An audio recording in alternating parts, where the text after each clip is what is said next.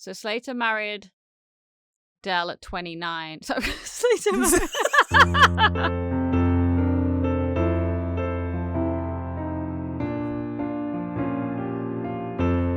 Hello and welcome to Long Live Hooky Street, the podcast where we rewatch and discuss every episode of Britain's most beloved TV comedy, Only Fools and Horses. I'm Heather and I'm joined from Denver, Colorado by my co-host and sister, Jenny. Say hello, dude. Hello. Today we are discussing Series 7, Episode 4, The Class of 62. So grab some of this trendy water and let's get started. This episode aired on the BBC at 7:15 p.m. on Sunday, the 20th of January, 1991. This week's viewing figures hit 16.2 million, down a tiny little bit from last week. This week's schedule was shaken up a little bit by the BBC's coverage of the Gulf War. The Class of 62 aired after an extended news bulletin regarding the outbreak of the war and was followed again by Lovejoy Series 2. Innuendo by Queen was the UK's #1 song this week, and Arachnophobia was still topping the movie charts. A few little interesting episode facts here. It kind of goes without saying, but we will have to make a big deal of it. This episode marks the third and final appearance of an incredible side character, Roy Slater, played by Jim Broadbent. We haven't seen Roy since the 1985 Christmas special To Hull and Back, where he was caught red-handed and went to prison for diamond smuggling. John Sullivan has been quoted as saying that for this episode he was inspired by a football team reunion that he went to. From the lovely Jubbly book, we all met up in a hotel for the reunion.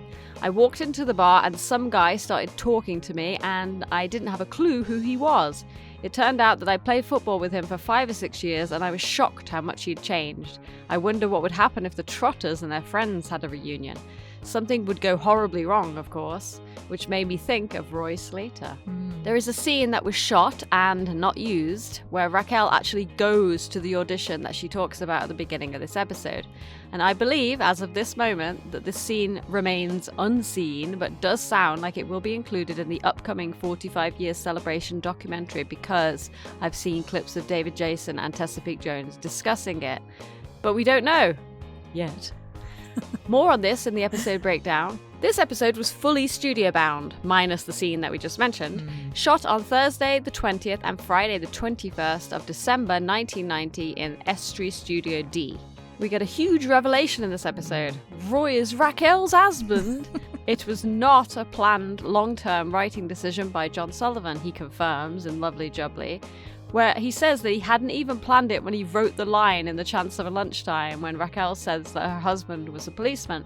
He says he just went bingo when he decided he was going to bring Slater back in. Wow. And finally, this episode likely gives us all that feeling of an old school reunion because it has some wonderful moments of camaraderie. Was that the Italian kid? Tessa Peake-Jones said in a quote from the official Inside Storybook by Steve Clark, "I'd never met Jim before. He was great fun though, and I know that the others felt like it was having another old boy and member of the team back. There was a school reunion in the story, and it was a bit like a school reunion for the boys too." Aww. And as usual, I'll have more trivia to scatter throughout the episode, but shall we move on to the episode rankings, dude? Yes, let's do it. So, as our regular listeners will know by now, each week we reveal and compare our rankings for the episode, and prior to recording the entire podcast, we independently ranked all 64 episodes. If you didn't already know all that, then you are not yet one of our regular punters, and we would love for you to subscribe to the podcast. We release a new episode every other Saturday, and we really do need more subscribers, so please do give us a like if you enjoyed the episode and tell your mates about us. And we really need your support to keep putting in the time and the effort that we have been, because honestly, this takes ages to do the writing, the recording, and the editing.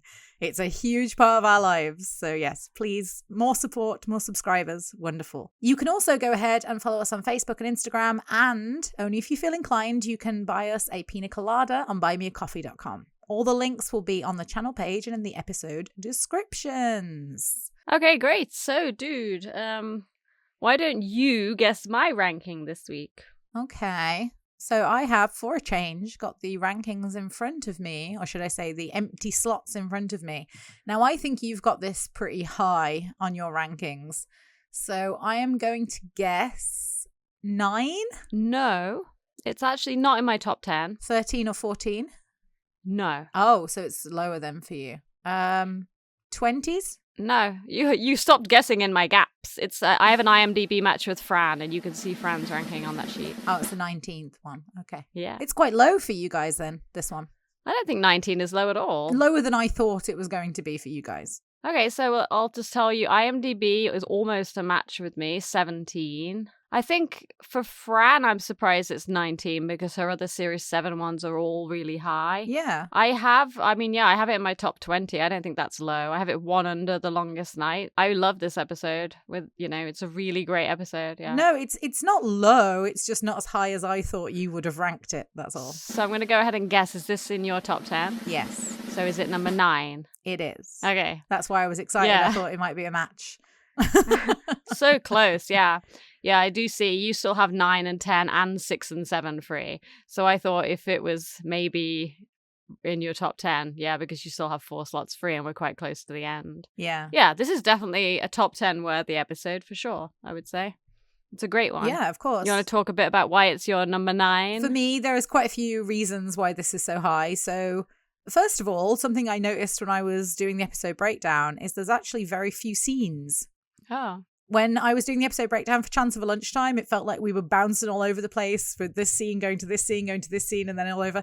This one actually only has 5 scenes for the entire episode. So I think that's quite interesting to me because I think that really shows tight writing and every single scene is super relevant to the story. Which brings me to my next reason why this is so good, in my opinion, is, the plot and the script is really tight. There's no parts that lag. There's no parts that are boring. Everything has a purpose. When I watch this episode, I don't feel like it's 50 minutes. I feel like it's half an hour. And I think that's a really good sign because you don't want the episodes to feel like they drag. Another reason this is a great episode is it has a fantastic guest star, which you already mentioned. Obviously, I love the character of Roy Slater. I mentioned that, To Hull and Back is in my top 4 episode. And I didn't obviously rank May the Force Be With You as high, but I love the character of Roy Slater. And it's got that, as you mentioned, that sort of reunion, that almost like back to the old days kind of vibe to it because Roy Slater is in it. There's something about it that does sort of make it feel nostalgic, even more so than maybe some other episodes. And finally, the other reason that I think this is ranked highly for me in my top 10 is because it's dramatic, but it's hilarious with the dramatic. I'll just give an example with the scene where Roy and Del have their confrontation in the flat.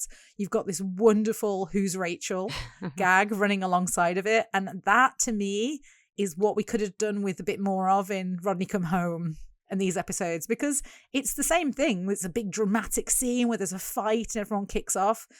But obviously the stakes in this one feel a lot more realistic than they do in the Rodney Come Home and the Cassandra Rodney relationship, because obviously Roy Slater is established as like Del's enemy, the worst guy that Del's ever met. And then, of course, finding out that Raquel was married to Slater, then that also really raises the stakes. So the fight feels genuine, but then you can still laugh your head off every time Albert goes, "Who's Rachel?" It's just so well written and clever as well. Yeah, I just think this episode's really good. How about you, dude? Yeah, I mean, I completely agree with everything that you said. I am the same. I have To Hull and Back as my number 5, and I think that, probably we could do an episode where we rank all of the side characters at some point, but I think Roy Slater will definitely would be in probably everybody's like top 5 favorite side character. Yeah. I mean, he's a villain, but everybody just loves him. And the part that he's managed to play here, especially in this episode, because he's able to make them all think that he's, that he's a changed man and everything. Yeah. It's actually incredible because you do actually feel sorry for him, even though Yep. all the things he's done. If you were to watch this right after you watched To Hull and Back, part of you would be like, how, or May the Force Be With You, you would think, how can he possibly ever be redeemed in their eyes, and all the things that he's done. And it goes to show such a nice, forgiving side of Del's character as well. I mean, Del is the one that instigates the forgiveness, or at least the attempt to forgive. And he's probably the one that has been the most wrong done by Slater in the past. arguably. Yeah, I have some theories about why that is when we get to that scene in the episode breakdown. Again, I think the writing is a huge part of it. It's very, very cleverly written for Del to be able to forgive Roy Slater and for it to feel genuine. Yeah, exactly. And so that is one of the main reasons this episode stands out. But again, yeah, I mean, it's up there with a really good fast-paced plot. Again, you don't feel like it drags. It's got everybody included in the story. Rodney's, cleverly included in the story, even though he wasn't part of the class. And so I think that's really well done. Again, you're very far away from the things that you don't like about Series 7. There's barely any mention of Rodney and Cassandra's marriage problems in this episode. So the plot is very well focused on Del and Raquel and Slater in this episode. So you've also got the scam like unraveling at the end, which comes full circle and ends up with Del winning. Yeah, and you've got Del and Rodney working together as brothers to get the better of Slater, which is again back to the Trotter brothers doing their thing again. Yeah, and then finally you've got all the side characters, not all, I guess, most of the side characters with some good screen time in this episode. So yeah, I mean, what's really not to like about it? Yep. Totally agree. Okay, well, so if we're done with the rankings, why don't we move on to the episode breakdown, dude?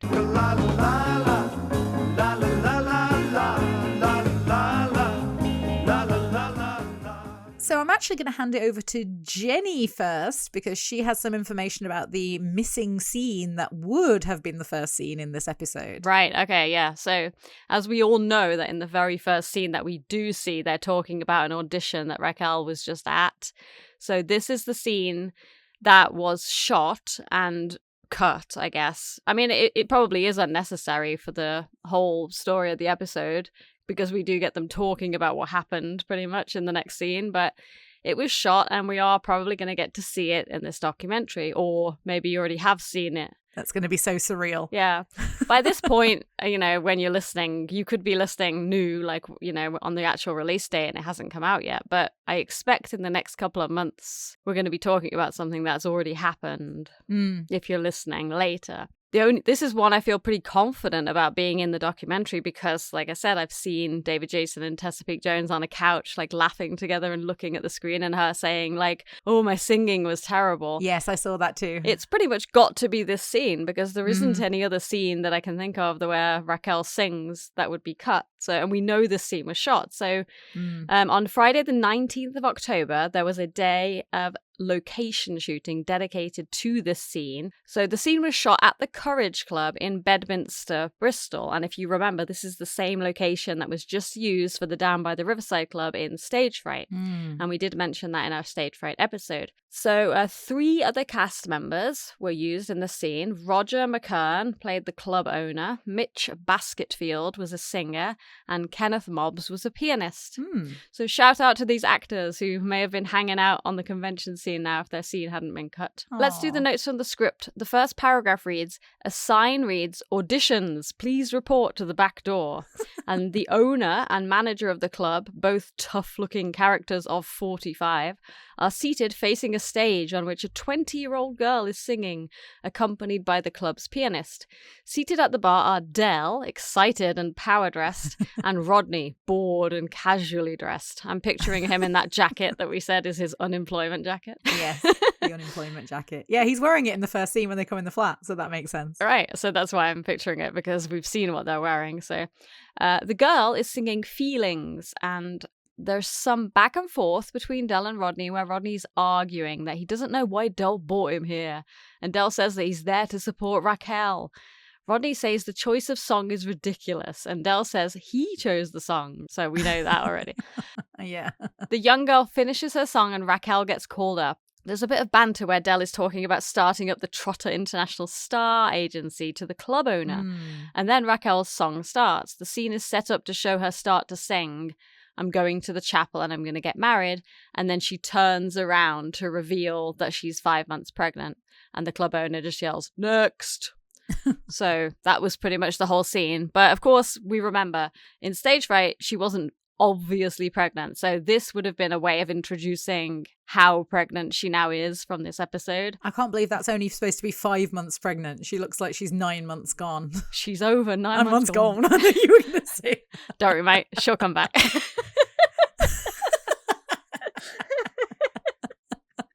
those of you that didn't get that reference, that was Carry On Matron, everybody. I wrote that in my notes, and I don't know much about this, but I do know that that is not 5 months pregnant, unless there is actually, some theories that when it's your first baby, sometimes you show a lot more, but it's going to totally depend on the individual woman. But to me, she's no different in these next 3 episodes. She's the same pregnancy level, right? Yeah. Agreed. It would have maybe been that, I mean, I don't know if they're trying to insinuate how much time passes between the class of 62 and 3 men, a woman and a baby, but we know there's several weeks pass in He Ain't Heavy As My Uncle. So I would say that maybe they should have done a slightly smaller bump for this episode, but then I think for the impact of this scene, they wanted a bigger bump. So that's probably why the bump doesn't change. Yeah, because you're right, because you think about later in this episode when Slater sees her and he doesn't right away clock that she's pregnant. I'm like, what? Like the second that she comes out of the kitchen, he should have been like, where'd you get that from? Like, it's so clear. Well, you have to put it down to emotion, but it's true. And he also hasn't... Yeah, no, but come on. He hasn't seen her in a long time as well. So, I mean, maybe at first... No. He thought that she just gained weight. I don't know. No. The way she walks out of that kitchen, hello, Roy. Like, there's no way she's not obviously pregnant. But yeah, that's true. Maybe they did make it that big just for this scene, and then they cut this scene and they had to keep her that big for the rest of the episode. Yeah. Also, I'm guessing they only had one baby bump on set this whole time that she wore. Yeah, that's what I'm guessing. Right. Because it just doesn't change between, I don't think anyway. Maybe it is a little bit bigger in 3 men, a woman and a baby, but I don't think it is. I think it's the same size. I was going to say, not that you'd notice. Unless you're maybe an OBGYN or something. Yeah. Well, I was going to make a comment on this in Stage Fright, but then I thought, you know what, I've never been pregnant, so I shouldn't judge. But it's also true that I don't think that many women show at 3 months. No. And he was saying, look at that bump or whatever. Yeah, but she isn't actually showing, though. No, that's just Del being, funny about it. But she wasn't actually showing any pregnancy in Stage Fright. Right, and she wasn't dressed to be pregnant in Stage Fright at all. So, not that we saw. No. So, yeah, that's pretty much it I have for that deleted scene. And again, let's see if we get to see it. I really hope we do. I know we've talked a lot about lots of deleted scenes and whether or not they'll be in this documentary, but this one I feel pretty confident about. Yes, I think I'm more confident about the later deleted scenes in the later series than I am in earlier ones. I think the earlier ones we'd be lucky to get any of those. I'm so excited. Yeah, me too. It's going to be so fun to watch. So, dude, if there's nothing else, I'll go on to the next scene because obviously I have no notes on that scene since I haven't seen it. Right. So, we go to the flat and there is a close-up of some fax machines with giant reject stickers across them. And Albert is fast asleep in a chair. So we hear the door slam as Rodney, Del and Raquel return home and Albert gets up to do his housework trick that we have seen in previous episodes. You all right, Unc? Oh, yeah. I ain't stopped since you went out. How's the audition go? So we find out now that Raquel has been at another singing audition. And honestly, I cannot believe that Del has not learnt his lesson after what happened in Stage Fright. No. Still True. sending her off to auditions. I can't see Raquel being the one who's like, I want to go and audition. No, but it's actually kind of nice that they have this scene in here because at the very end of Stage Fright, she got like a singing contract, right, with the Starlight Rooms. That's true. So in a way, this is kind of showing why she can't carry on because she's so pregnant they're not accepting her now for whatever reason. Yeah, I suppose so. So it's continuity, which you love. Yes, I do. That's very true. So again here, Raquel and Rodney seem in agreement about the audition and they roll their eyes and look at each other when Del is giving advice on how it could have gone better because of the song choice, as you mentioned earlier. I actually really like that relationship between Rodney and Raquel, like how they both sort of know that Del can be a bit over the top and they sort of share those little looks when Del's on one. It's it's a nice little relationship there. So obviously we know the reason that Raquel's audition went badly is because she is heavily pregnant. She is not 5 months months pregnant, but she looks heavily pregnant. Yeah, she looks heavily pregnant. So Del tells Raquel that she needs to sit down because of her pregnancy, and he pats on the chair that Albert was asleep in to find out that it's warm. And I actually love Albert's reaction here. He doesn't have any shame because I think in a previous episode when we saw this, he actually had like a bit of shame on his face and Del looked angry. But this is a look of gloating. He does his head wobble and his smile, which is really cool to see. So Del tells Rodney to make a pot of tea, and Rodney protests because he's out of work, which I don't really understand as a valid reason to not make a pot of tea. He's just lazy, yeah. Yeah, exactly. Just thinking all the different ways you can get out of making the tea. This is a very lazy excuse. Yeah, it really is. Even Albert points that out. We find out that Raquel has received a letter, and in the end, Raquel ends up going out to be the one to make the tea, of course, leaving Del, Rodney, and Albert to discuss Rodney's current living situation and lifestyle. So Del implies that Rodney is going out drinking all the time, and I asked, with what? Yeah.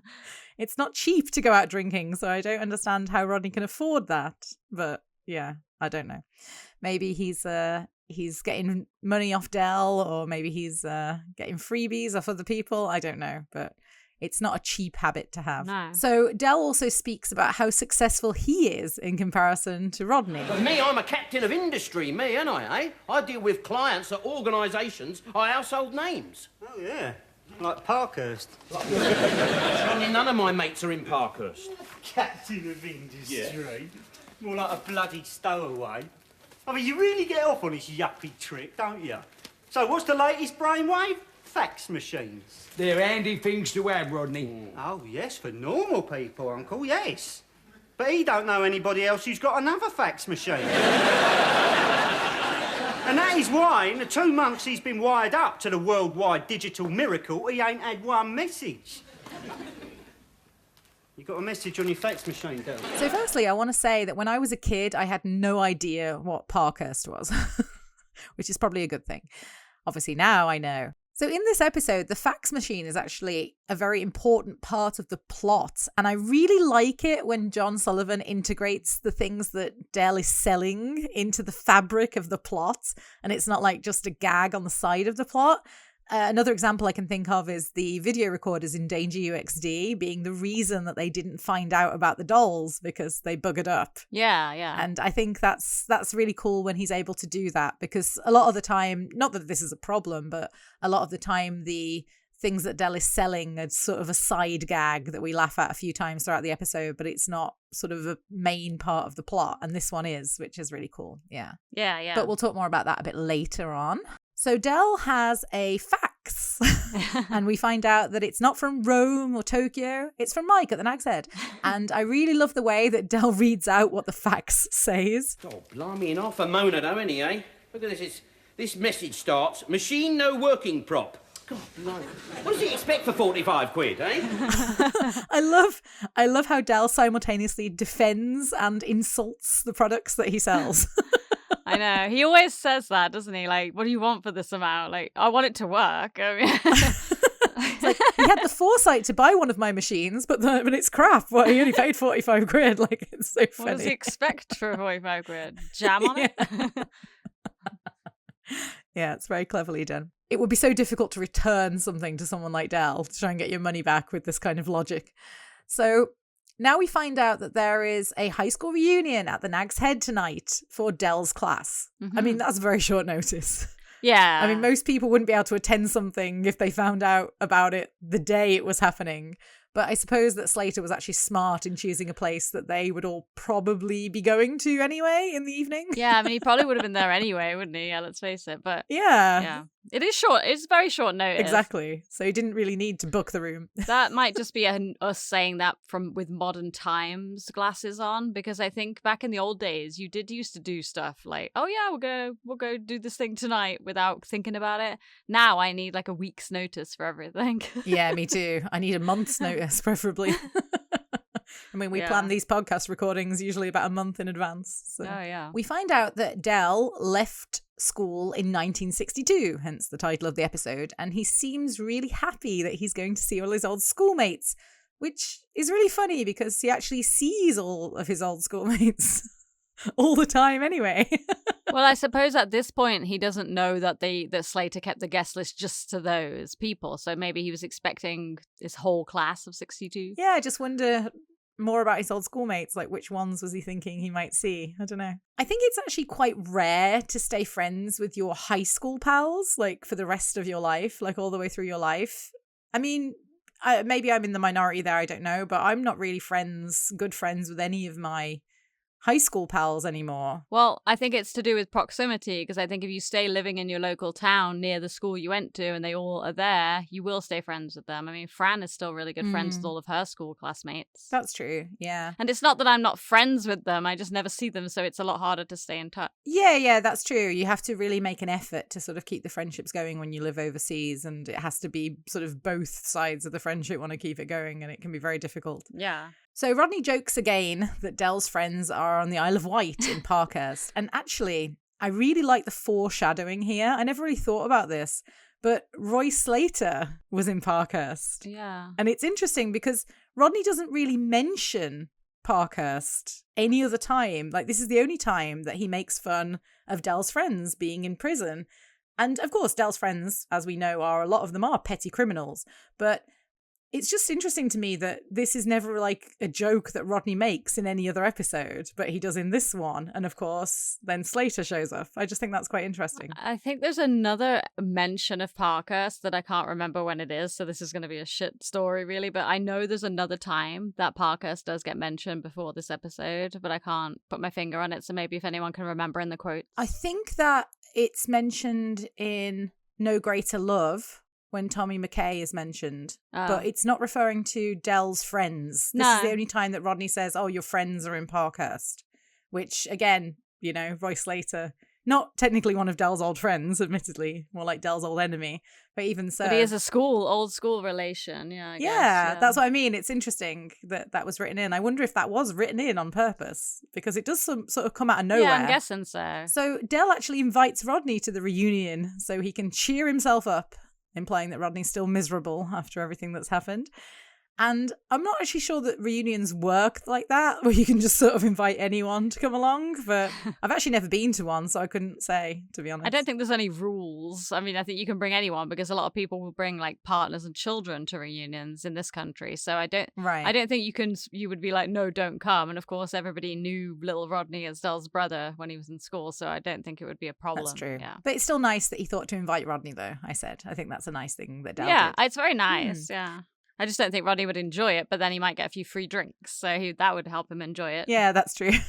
Rodney dresses up quite nicely for it as well. Yeah. Del actually leaves the room here and goes into the kitchen where Raquel is, and actually I've got that written as a separate scene, so any notes on that opening scene, dude? Yeah, so actually just mentioning just the fax machine, the script says that beeps and flashing lights are supposed to be showing on the fax machine all the way through the scene. Oh. So perhaps picture it to be like that in that scene in Big Brother where the little checkers game keeps speaking throughout the conversation. Oh. I think that's maybe how it's supposed to be, like if you read the script, but they don't do that. And it also says that the scene starts with focused in on the fax machine and it's receiving the fax. Oh, okay, because it does focus in on the fax machine, but obviously it's the boxes of the fax machines that it focuses on. It's just of boxes, yeah. And there's a lot of mention of that in the script too. It says we should see all these boxes and the reject sign should be very clearly stamped across the front.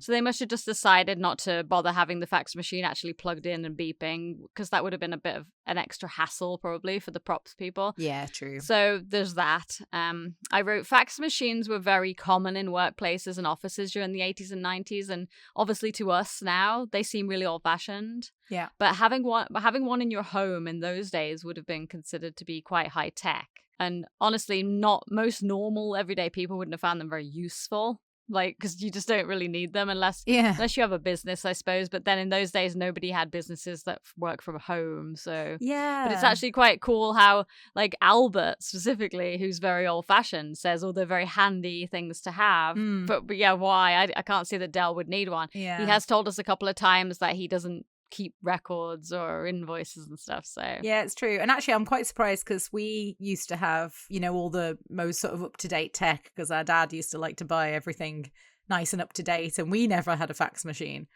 Because I guess, yeah, you're right. What use would it have been?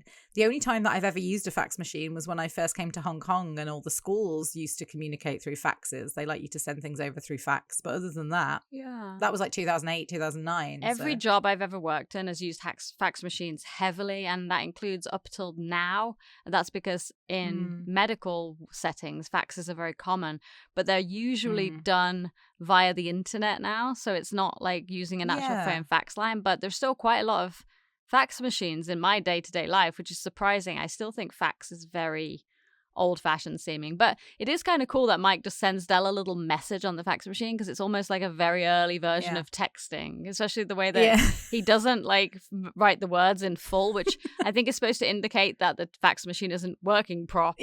But it's actually, when you think about, do you remember the old days in text when you were limited and you couldn't write all the characters, so you had to like shorten words, and that's where all of those shortened words come from, is from the days that you couldn't write more than a certain number of characters. So it's funny, and I also think that the audience doesn't really laugh at that bit very much, but I always found that really funny when he says machine no working prop. I agree. And then I wrote here Brian Epstein, obviously the manager of the Beatles from 1961 up until he died in 1967. I just put that note in because Rodney calls Del Brian Epstein. That also doesn't get a laugh. Yeah, it doesn't, but maybe not enough people kind of got the showbiz kind of reference here, because they cut that other scene, and that's true. It's mostly referring to stage fright and his whole venture of the Star Agency. He doesn't talk about it because they cut it, so maybe the Brian Epstein line just didn't land. And then finally, I think we did mention this in the Jolly Boys outing, but I'll just go full circle. The Class 4C reference is regarding John Sullivan's child, Jim Sullivan. His teacher, Mrs. Cresswell, and their class was called 4C. So Mrs. Cresswell is in the Jolly Boys outing, and Class 4C is mentioned here. So both of those are personal references for John Sullivan. And that was it. Okay, that's very interesting. So now we go to the kitchen where Raquel is, and she's reading the letter that she received. And Del tells her about the reunion that he's been invited to, and he's really cute, actually, sort of how excited Del seems to be about this. I know, it is really nice. Like, I'm going to see all my old schoolmates. Like, yeah, like very happy. And then she tells him about the letter. It's from my solicitors. They've managed to trace my husband's whereabouts and told him that I've started divorce proceedings. Oh, well, that's good then, isn't it, eh? What's he say? The solicitors say that he is considering his response. So Del seems to think this is good news. He says that they have been apart for 8 years and haven't heard anything from each other during that time, but Raquel seems worried because she says that her ex-husband can be really horrible when he wants to be. Yes. So this was obviously written with Slater in mind, but not mentioned in previous episodes. But yes, I wonder if Raquel knew that Slater was a bent copper when she was married to him, because she would have been with him during what happened in May the Force Be With You. So Slater was already dodgy from day one, and I wonder if she knew. I always have a theory, that they broke up, and she knew that he was a cop and that he was very ambitious, but she didn't know the sorts of shit that he was pulling, getting people sent down for stuff. I always have a theory she didn't know that, because I feel like if she'd known that, she would have left him right away. And apparently, I mean, there's different theories on how long they were married, because there are different references to it, but they were married for a good, decent number of years. So, like, she wouldn't have stayed with him if she'd known that he was doing things like he did. That's my theory, anyway. I would actually love to know the story of how they met and fell in love. I know it's never brought up, because every time she talks about her marriage, Del says, let's change the subject. But it would be very nice to hear that from John Sullivan's point of view. It would have been nice to hear it, because he obviously wrote this relationship. So, well, again, I mean, maybe we would have gotten that far in Rock and Chips by now if John Sullivan were still around. Who knows? Yeah. Aww. So Del reassures her. He can't do you any harm, can he, eh? Because he doesn't even know where you live. And even if he did know where you live, he'd have to go through me first. Eh? So you just forget it. You let the solicitors solicit. So this becomes very important later, this little speech that Del just made about how she's safe and he can't get into the house and see her. So Del embraces Raquel from behind and tells her that he wants them to be married with all the exes. And he keeps referring to their unborn baby as a boy, which is another thing we discussed in previous episodes about the assumption that all men want sons. Yeah. So Del says that if he was any happier, he would be dangerous. And it's so lovely seeing Del like this, actually. Yeah. Just seeing that he's genuinely happy and he's in a good, stable relationship. And we get a funny line here. Because you see, you and him, or her, are the best things that's ever happened to me. Since my mum died.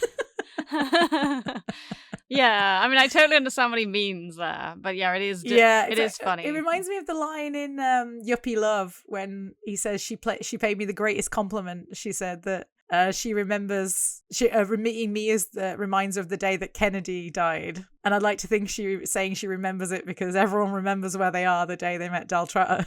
Yeah. Yeah, I mean, that's the thing. He's interpreting things with a positive spin, and that's just very Del, and we love that about Del. Yeah. And Raquel, too. She's, again, doing kind of what she did in The Chance of a Lunchtime, where she's just sort of going, okay, like to what he says, even if it comes across in a strange way, which is supportive. So the scene ends with Del telling Raquel that he would do anything for her, and she proceeds to ask him not to get drunk with his mates at the reunion. To which Del replies, On your bike. And the irony is that if Del hadn't gotten drunk with Slater, maybe he would have had a clearer head and he would have been able to see what Slater was up to. So you don't have any notes on that bit, dude? No, none of my notes specifically referred to that scene. I mean, obviously I can say, again, because this comes up later in a conversation between the reunion guys when they're back at the Nag's Head about how women always say don't get drunk. So we'll just refer to that later. Okay, so now we go straight to the reunion at the Nag's Head. So there's a huge banner in the upstairs room at the Nag's Head saying the Martin Luther King Comprehensive Class 4C 1962 School Reunion. And I'm curious as to who actually made this banner. Slater. Did Mike make this? No, Slater, I think. I don't know. Seriously? You really think Slater made that banner? Well, Mike didn't make it, did he? I mean, I don't think Mike made it either. I'm just saying, like, was it included in the cost to have a homemade banner? Yeah, the only thing is, this is so last minute. Yeah. It takes quite a long time to make a sign like that, honestly, but yeah. Yeah. That's what I'm saying. I was like, who made this? If it was printed, it would have been a bit more, well, still it would have been a very last minute thing to do. But yeah, the fact that this looks like someone hand painted it. So I'm like, who did this? I guess the theory is that Roy's been working on this plan for a little while, maybe, and he'd been working on this in his little apartment or whatever. I can't even see him going to the trouble of doing that, making that huge banner. He needed this to look really realistic, so it's all part of his scam, right? Maybe he made it while he was in prison. Maybe. Imagine. But he's been out 6 months, hasn't he? That's what he says. Yeah, right. So he's had plenty of time to make it if he's been working on this plan. Yeah, but he couldn't work on this plan until he checked Raquel's name on the poll tax register. So presumably that was quite recently. I don't know. Oh, I don't know. Anyway, who cares? You do. Yes, I always care. I also wonder if this is the same function room as the one that Rodney had his wedding reception at. It is. Because there's like a bar in the corner of this room, and I don't think that was there in that episode. But it's possible that Mike has had some upgrades, of course. And if it is the same room, I'd imagine it would be quite melancholy for Rodney to return to it. It's the same room. Yes, it's the same set. They use this for the scene in Little Problems as well, for the Driscoll brothers. So it's all the same set. I think we mentioned it during the episodes that we did on those for the wedding and for the wedding party, for the scene with the Driscoll brothers and the seance. And this is the same from Sickness and Wealth. And this is the same set. But later in the scene, which I'll talk about, we do find out that Mike actually does have two function rooms. Right. One of them being a dance hall because Trigger's standing in it in the dark. I know. I mean, he's got a pretty good setup there at the Nag's Head. Yeah, it's huge. So we can see that it's only Boise, Del, Rodney, and Denzel at the reunion so far. And I actually think this is the first confirmation that we have that Boise and Denzel were at school with Del in the same year.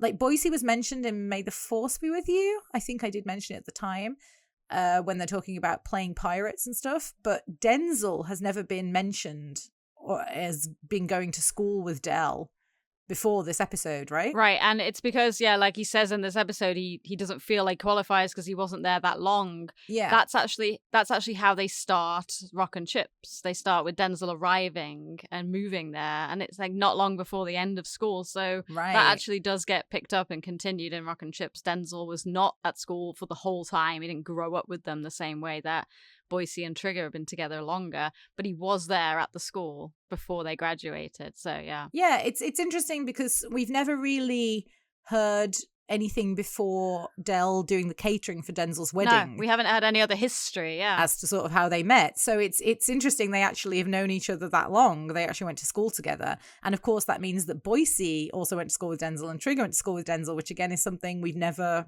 heard No. until this point. It's actually really great that they do because it allows Denzel to be part of the scene. They also create a history with Slater for Denzel here, which they didn't mention into Hull and Back, and that's in my notes because Denzel is integrated into the plot into Hull and Back because of the insanity thing, but he also is on that list of suspects at the end when Roy crosses him out for being a nervous breakdown. That's for it. Denzel. So like, Too daft for Trigger. So he is on Slater's radar as somebody who but then in this episode we find out that Roy did stitch him up as well, just like he did everybody else, so he is officially part of the group.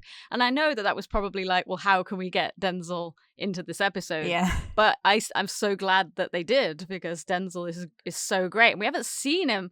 When was the last time we saw Denzel? It's been a while. It's probably the wedding. Yeah, so it's probably Rodney's wedding. Yeah, the wedding. Yeah. Oh, no. What are we talking about? The Jolly Boys outing? Oh, fuck. I forget that was after the wedding. Yeah, so sorry. The Jolly Boys outing was the last time. But even so, that was a while. It feels like a while ago. The Jolly Boys outing at this point. I mean, it's been years in reality. It's been 2 years. Yeah, so that's why it feels like a long time. So we find out that the reunion actually started 40 minutes ago, and it's still only the 4 of them in that room. So I'd already be getting a little bit worried.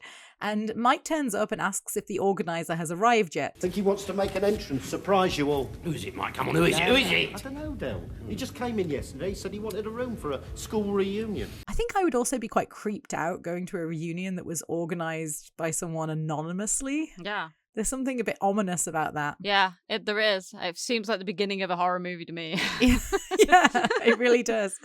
That's interesting. That's what Rodney catches on to, doesn't he? Yeah, he does. That's true. So they continue to press Mike for information, and Mike reveals that he doesn't know the name of the guy because he paid in cash. And I think it's interesting sometimes we get a glimpse of sort of how dodgy Mike is as well. Yeah. Because Mike has a legitimate business and he still cooks the books. Of course, they do kind of allude to that in the last 3 episodes because Mike's in prison in the last 3 episodes. Yeah. They then think that they might know who organised the reunion. Here, he didn't have a scar, did he? Running from the bridge of his nose right down to the corner of his mouth. And his right ear was missing? No, not that I noticed, no. It ain't our old headmaster, then. It'll be our old headmaster. Doctor said he'd never be allowed back into society. I have a lot of questions about their old headmaster. Like, I am seriously intrigued to know what he did and why he's not allowed back into society. I'm also intrigued to know how he got the scar across his face and why his right ear was missing.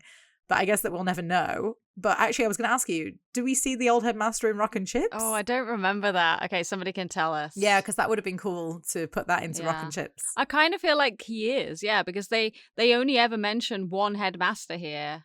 And so they do have scenes at Dockside Secondary Modern. Right. So I'm pretty sure, he's in it, but I can't remember for sure. But I know that plenty of our listeners will let us know in the comments. I wonder if he's got the same name, the Bend Over Benson. Yeah. I know there's lots of scenes in the school, so I'm sure he's in it. Sure. Yeah, he's got to be. They wouldn't have changed that. So there's a knock at the door and they all look really worried. Even Mike, for some reason. Why is Mike worried? I know. And of course, it's Trigger. So Trigger tells them that he got lost on his way here. Been coming to this pub since you was 16. I know, I found a pub, all right. I mean, I couldn't find this room. I've been standing in your dance hall for the last hour. All the lights are out, Trig. I know. You've been standing in the dock for an hour? Yeah. I thought we was all going to jump out and surprise someone. But there's no one else in there. But I didn't know that, did I? The lights were out. How you going, Dave? Honestly, the image of Trigger standing there on his own. I don't know why. The first thing that comes to my mind is the scene in the Jolly Boys outing when he keeps walking all the different ways. I can just see him doing that, but in the dark. I know. But why did he think they were going to surprise someone? It was a reunion. It's not a surprise party.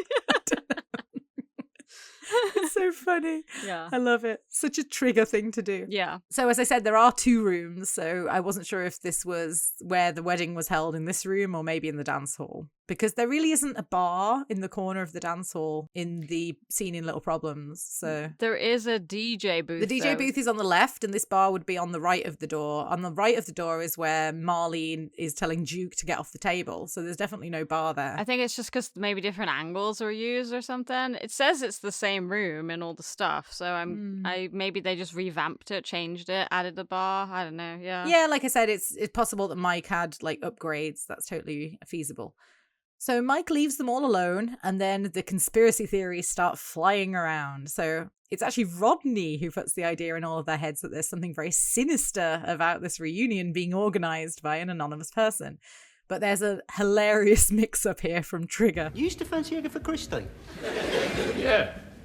I had a picture of her on my bedroom wall. She was an old lady, all English country gardens and granny hats. Yeah, she looked a bit like Mr. Kipling's bit on the side. Well, I fancied her. I saw her in that film, Dr. Zhivago. That's Julie Christie, you Yeah, well, whatever. I liked her. It's also the double take, isn't it, from Nick Lyndhurst? Like, when he's like, I used to fancy her, and Rodney's like, and then he carries on. And he's like, yeah. You used to fancy Agatha Christie. I love the description of Mr. Kipling's bit on the side. It's such a funny way to describe how she looked. So now Rodney gives a very ominous speech, something that sort of belongs in Friday the 14th, about someone arranging the four of them to be in the same room at the same time, with the camera zooming in on his face while he's speaking. And this is so well done, the framing of this part, because there's this long silence and the camera sort of goes from face to face while they're all looking really confused and trying to figure out what's going on. And then it ends on Trigger and he just opens his mouth like he has an idea, and then this great line comes out. Jeremy Beadle? Jeremy bloody Beadle? Don't be stupid. Yeah. I just love that. It's so funny. Now, to be fair, considering only those four were invited to the reunion, it is quite sinister that someone has organised it. But at the same time, the likelihood is that those four would have been in the Nag's Head downstairs, as I said earlier, on an evening out in the pub. So yeah, I don't know. I guess I would be freaked out too if I was them. So here is where Denzel says that he wasn't at their school for very long, which you mentioned, and they think it might be their old headmaster that's escaped and for some reason has arranged for the four of them to be at a reunion with him. I need a bit more backstory there. Did something happen between them and the old headmaster that would prompt him to want to see those four alone? Yeah, I don't know. Again, we don't know anything about this guy, but it sounds terrifying. Yeah. I think that is probably just put in there so that we, the audience, think there is something sinister going on. Yeah, maybe. I think we do at this point, yeah. So anyway, they all begin to panic a little bit and they decide that they're going to go home. And they go over to the far wall to collect their belongings. That's important just for proximity to the door. And they begin to argue, at which point a hand appears around the door and switches off the lights. And the door swings open and we see a silhouette. And they think it's their old headmaster. God, it's our old headmaster. It's Bend Over Benson. If it is, he's grown another ear from somewhere. Surprise, surprise. Slater! I had you this time, didn't I? Be honest, I had you going. Roy Slater is back and I'm delighted because I think this character is an absolute joy to watch. And it's interesting, actually, that only Boyce and Dell say Slater and the others are all gobsmacked. I wonder why they decided just those two to say it. Yeah, I mean, it seems like they would say it. Yeah, and maybe it's like a callback to Hull and Back because they're the ones who had the issue with him at the end of To Hull and Back. But... That's true. And he opens the door. Buenos dias. Slater. But actually, that's Boyce, I think, who says it then. What a great entrance, though, as well, for a villain. Yeah. Just the way that it's shot and everything with the shadow and everything. It's a great entrance, yeah. And he looks like a villain because of how he's dressed as well. So. Yeah, hence the coat. Hence the coat. So I'll do my best here to break down this scene because there's actually a lot of dialogue and a lot of information about what's been going on with Slater since To Hull and Back. So I'll try to highlight and sort of not go through absolutely everything, but I may fail. So the five lads stay on one side of the room with Slater occupying the area near the door, almost as if to trap them. And understandably, they don't seem to want to give Slater the time of day. But Slater is overly chirpy and polite, mentioning that he's the one that organised the reunion. And he asks Boycie about Marlene having a baby and Rodney about getting married, as though they're like old friends. But Del tells Rodney not to mention anything about it because he says that anything he says to Slater will be held against him. And he is not wrong. So at this point, Del is still thinking straight. Yeah. So Slater asks if they can at least be friendly as he walks towards them, and they all step backwards as though he's some sort of evil demon, which he is, to be fair. And they want to keep their distance from him. I wish it had been our old headmaster now. I wish it had been Jeremy Beadle. I love that there's great little sprinkles of humour in this as well. Again, this is just so well written, this whole episode. So we find out that Slater was in Parkhurst, a nice callback to what I said in the earlier scene, and that he got parole 6 months ago. So how long was he in prison? Because Slater says he was given a 5-year prison sentence, and later in this scene he says he spent 3.5 years in a cell. When was to Hullenbach? 1985. So 5 years ago. But it was the end of 1985, so call it 1986, yeah. I mean, it's about right, yeah. Yeah, that's true, because he would have had to go through the trial to get convicted and everything, right? So yeah. So we find out that Slater has been working for an undertaker in Colchester, and he desperately tries to break the ice by offering them all a drink. And Slater tells them all that he's just an ordinary bloke now, and he's not a chief inspector. And he says that he's changed. A man don't go to this expense without good reason. I know it might sound ridiculous, but if it were possible, I'd like to wipe the slate clean. Wipe the slate clean after what you've done to us? In the past, you fitted every one of us up on Mickey Mouse charges. Slater says that is why he only invited the 4 of them to the reunion, because they are the ones that he treated the worst. He didn't invite Rodney, though. No. Rodney just happens to be there also, and he treated Rodney pretty badly as well. But I'm also curious, like, do you think Slater would have abused his power with other people as well? Like, it can't just be these 5 that he abused. No. Because, like, I got the impression that Slater's been hitting out at everybody that he ever met, like, just to abuse his power. I mean, like, thinking about Hoskins. I can never say his name. Hoskins.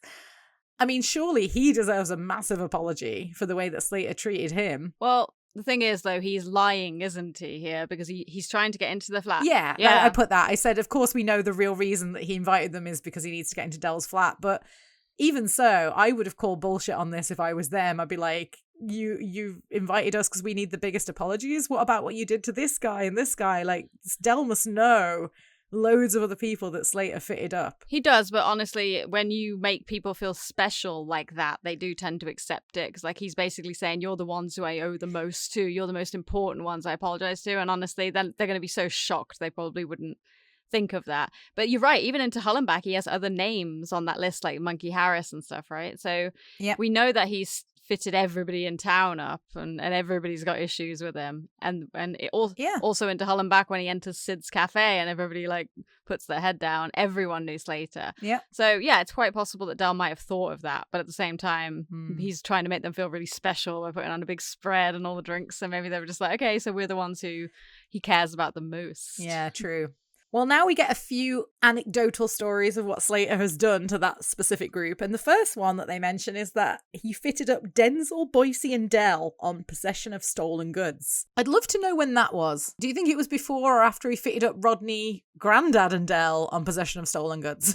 Specifically a microwave. No, I had that. Yeah, I mean, I have that question also about Rodney's, which I'm sure you're going to get to. But I think that would have been that must have been between May the Force Be With You and To Hullenbach, because Denzel's so pissed, isn't he, with Del at the beginning of To Hullenbach, so he probably got in trouble. Well, this is the other thing as well. That seems like an unlikely trio, because I can't see Denzel, Del and Boycie sort of having a business deal where the 3 of them would buy something and sort of sell things as a cohort. Well, he doesn't say that they all were fitted on the same charge. He just says you fitted them up. That's true. But this also raised the question, why would they buy goods off Slater? But I mean, that is a good question. Yeah, they probably wouldn't have done that. But again, like I said, they had to make sure Denzel fits into the scene. So I do expect a little bit of like forced stuff with Denzel here, because they had to put him in, like if they wanted him in the scene.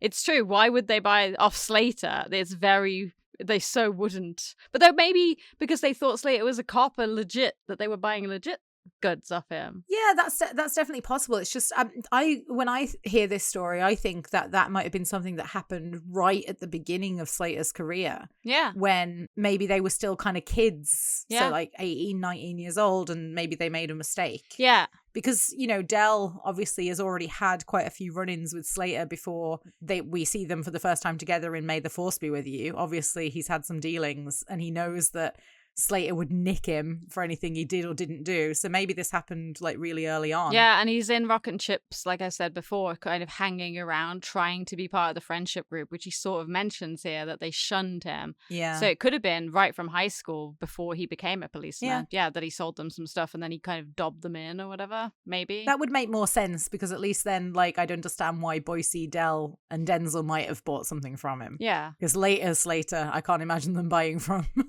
No, that's true. Yeah, they wouldn't have bought it from him after he was a policeman, unless they, again, fell for that he was trustworthy because he was a policeman. Because you know that Roy would totally have done something like that. He would have been like, these are all fine, have I? And then he would have... Yeah. But then, like, obviously, we see that Del knows that he has to hide his business dealings from Roy already by May the Force Be With You. Yeah. So, yeah, that would back that up. So now we get to hear from Rodney, and I actually love Rodney's story. Yeah, and I remember the time you followed me in the van and you nicked me for doing 70 miles an hour in a built-up area. It was just my word against his, and guess who the magistrate believed? I mean, you couldn't get that van to do 70 miles an hour if you pushed it off a cliff. Rodney, I'm sorry. Yeah, well, shove it, Slater, right? You just shove it. I love how Rodney gets so confident when he's angry, and then the moment he realizes that he might like get beaten up or something, he retreats back into the crowd. Yeah. And I think it's like Del always needs to be kind of standing in front of him in a confrontation for him to feel safe. Yeah, of course. Yeah, that's what It's he's used interesting. to. But that's a great story. Yeah. And a great line about the van. Yeah, and we talked about that before, that must have happened between May the Force Be With You and To Hull and Back, but it's just not mentioned again. Yeah. Yes, that's true. And finally, we get a story about what he did to Trigger, planting 3,000 Green Shield stamps on him. I'm not actually sure what they are. This is Wikipedia. Green Shield Stamps was a British sales promotion scheme that rewarded shoppers with stamps that could be used to buy gifts from a catalogue or from any affiliated retailer. Oh, okay. So it's like those ones you get free when you do a food shop, and they give you a couple every time, and then you save them up and then you can get something. They do that all the time in Hong Kong. I don't know if they do that in the States. It says it's in the States now. Yeah, they do all sorts of stupid promotional shit in the States. So yeah, obviously Trigger is actually very mellow about this. He doesn't react like the others do, but we find out why at the end of the scene. Roy explains that he desperately wanted to be friends with them, but they kept spurning him, and so he wanted to hurt them for not liking him. Yeah. And this kind of tallies with the story about playing pirates from May the Force Be With You. Yeah. Where they kept forcing him to be the bloke what walked the plank. Yeah. So Slater explains that because of the way that he was, even his colleagues in the police force started to hate him, and he decided to turn to crime because he was worried about his future and financial security. But while he's saying this, the group of guys start shifting towards the door in the hope that they can escape without Slater noticing. Yeah. And of Aw. course, that's cut short when Slater stands up and says that he spent 3.5 years in the prison cell. So I actually think that a serving police officer would get more of a severe punishment for breaking the law. Slater only got 5 years for this. I would have thought that he would have got a lot more because he actually used his position as a police officer to get away with this. Yeah, I don't know. This is something that I wouldn't have a clue about, the system and how people get sentenced and what kind of crimes get what kind of sentences. So yeah, I can't really comment on it. It doesn't seem like long enough, but what do we know about this? Yeah, true. Then Slater tells them who he found in prison. Whilst in prison, I found Jesus. What have they fitted him up with? To be more precise, Jesus found me. It was around about the time that I got a message to say that my old man had passed away. Yeah, I know, Roy. I went to his funeral. Thanks, Del. I wish I could have gone. Why didn't you? He probably didn't have a black suit and a bloody big ladder. He was in Nick Trick. Yeah, but I thought they let you out for acts of God, like funerals and weddings. I applied for temporary compassionate release. My mum wrote to the prison governor. And he wouldn't let you go. Not after what that old cow put in a letter. It's pathetic, isn't it? Even my own mum's against. I think this speech is an excellent example of how manipulative Slater's character is. Like, he picks on religion, which is standard for people who've been in prison in order to get sympathy and appear that they've turned over a new leaf. But I think it's the mention of his dad dying and his mom betraying him that is something that he knew would pull on Dell's heartstrings. Yeah. Because Dell places family above anything else in the world. And Slater knows that because in May the Force Be With You, he used that as well. Yeah. Against Dell. I think it's excellent writing, and it's believable that this is something that would change Dell's mind towards Slater, because you mentioned this at the beginning of the episode. Honestly, like, how would you get Dell and the others to forgive you after all you have done to them? Yeah. How? Like, this is like a lifelong enemy. And you would think that this sort of turnaround where Dell says, all right, I'll have a drink with you, would feel really rushed or forced. And it doesn't. No. Because of this amazing writing in this speech. It actually feels like it's something Dell would have been like, because you can even see when Slater's talking about his dad dying and all this stuff that Dell is already starting to feel some sympathy for him.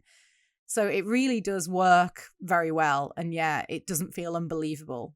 Really good writing from Sullivan for that speech, I think. Yeah, I agree. I think you're right. It's hard to say. Like, I think you'll remember this, but this would have been the first Slater episode we saw. Like, we had this one on yeah. So yes, it was. When we watched this, we didn't know, or like we hadn't seen the other episodes. And in fact, I guess I didn't know they existed. I just maybe thought this was just a backstory that was being created for this episode. Yeah. But when I did watch those episodes, obviously I thought, wow, like, it's so bad. And yeah, it makes you think, like, how does he forgive him? But I mean, I guess at this point, he's not saying he forgives him. All he's saying is, we'll have a drink. Yes. And it progresses because they drink. Like you said, if they hadn't all had a drink and got drunk, maybe they wouldn't have. But yeah, Slater, again, probably knows that. If you could just get them all to have one drink, he knew that. And even like Boise's so stubborn, but yeah, one drink and then that's it. Everyone's happy, everyone's drunk, and he can get his way. So yeah, I think it's very cleverly written. So Slater tells them that they can leave, and this prompts Dell to tell Slater that he'll have a drink with him, as you just mentioned.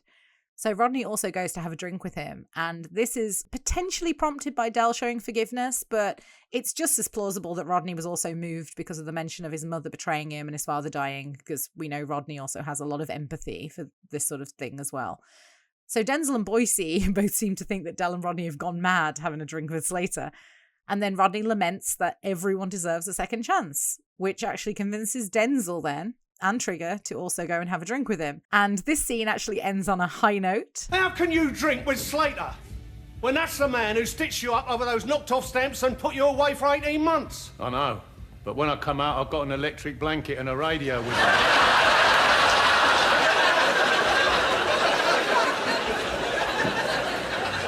Fancy a cognac? And quick. So another one of Trigger's stories prompting someone to need a drink, just like Alan. Yeah.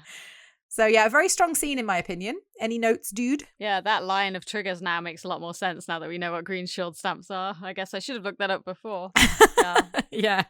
Yeah, I have a few notes. So it's worth mentioning here that Beatles About was still on TV at that time because it ran from 1986 to 1996. And Beatles About was the show where he did all the, practical pranks and stuff. So yeah, we used to watch it. Yeah, we did. I think we watched You'd Been Framed more because I think I didn't love Beatles About as much as I liked You've Been Framed. I think You've Been Framed is just for children to watch. Oh, it was just YouTube back, but on television, wasn't it? Yeah, You've Been Framed. Right. It couldn't exist now. YouTube Shorts.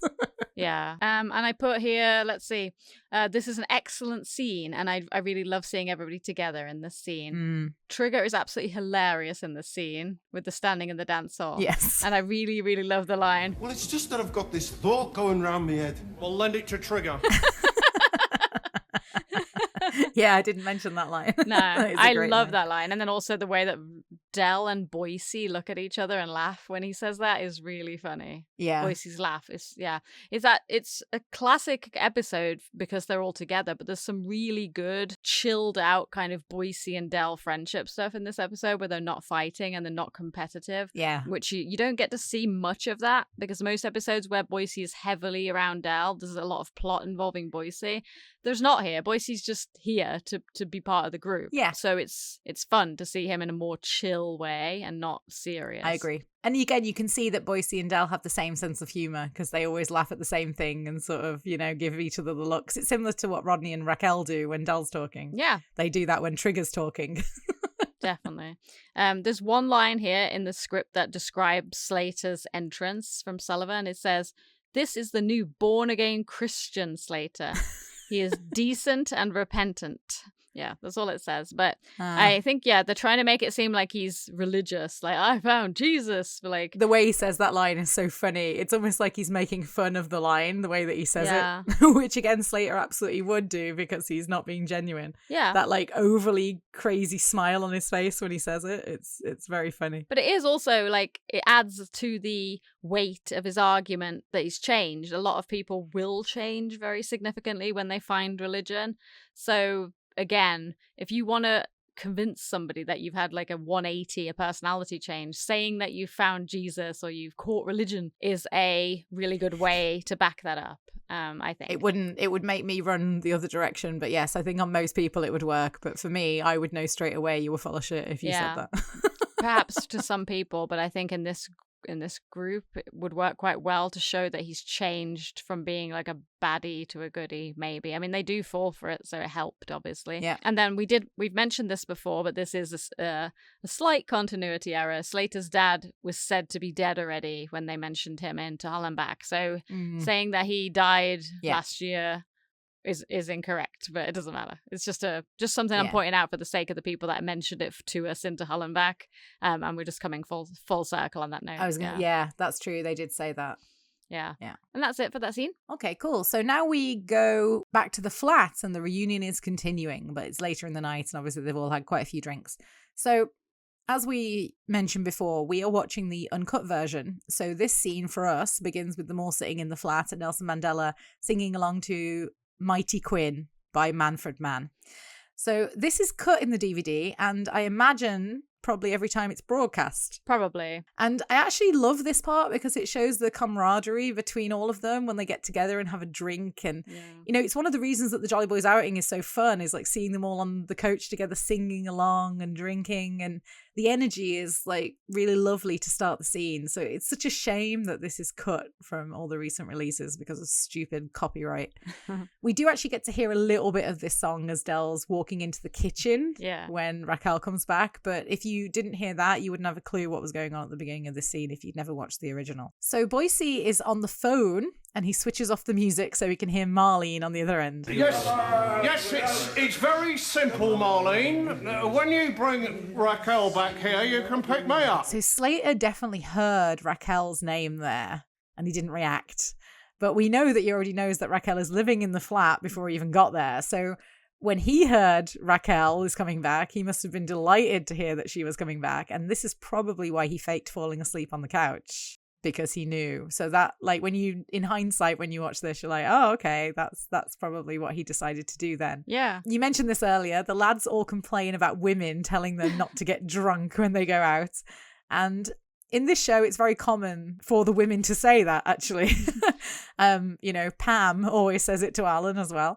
And I can't personally say that it's ever bothered me when my boyfriends have gotten drunk, and I usually do a Pam and get more drunk than they do. So I was going to say, I mean, I'll just say the comment I have on this. I just put bloke heavy writing here, consistent with the show theme. They've always done this throughout the whole show. Like you said, they've got characters representing the wives and the mothers who complain about the men drinking. So it totally makes sense. I mean, they then insinuate, they go around every character and have them say that their partner also says don't drink. Yeah. And then Trigger's like, oh, they wonder why their marriages break up. And yeah, I'm the same way. I'm like, I don't know. This must have been a culture either of the time or the place they all lived. But in my experience, women drink even more than men.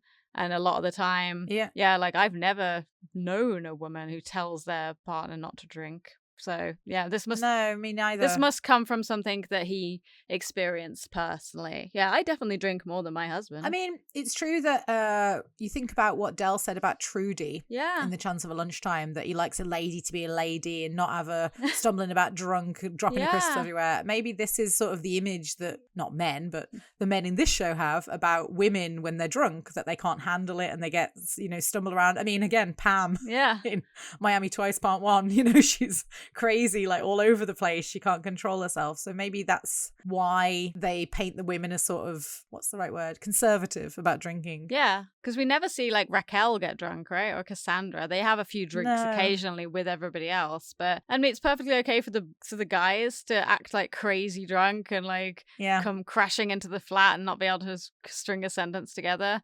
But when a woman gets really drunk, she's like all trashy and stuff. Yeah, I guess again, sign of the times, and maybe because it's written by a guy. Yeah, I don't see it personally in my life, but again, a lot of writing comes from experience, and we can't say that he didn't see things like this in his friendship group and his life. So of course, it's perfectly fine if that's the case.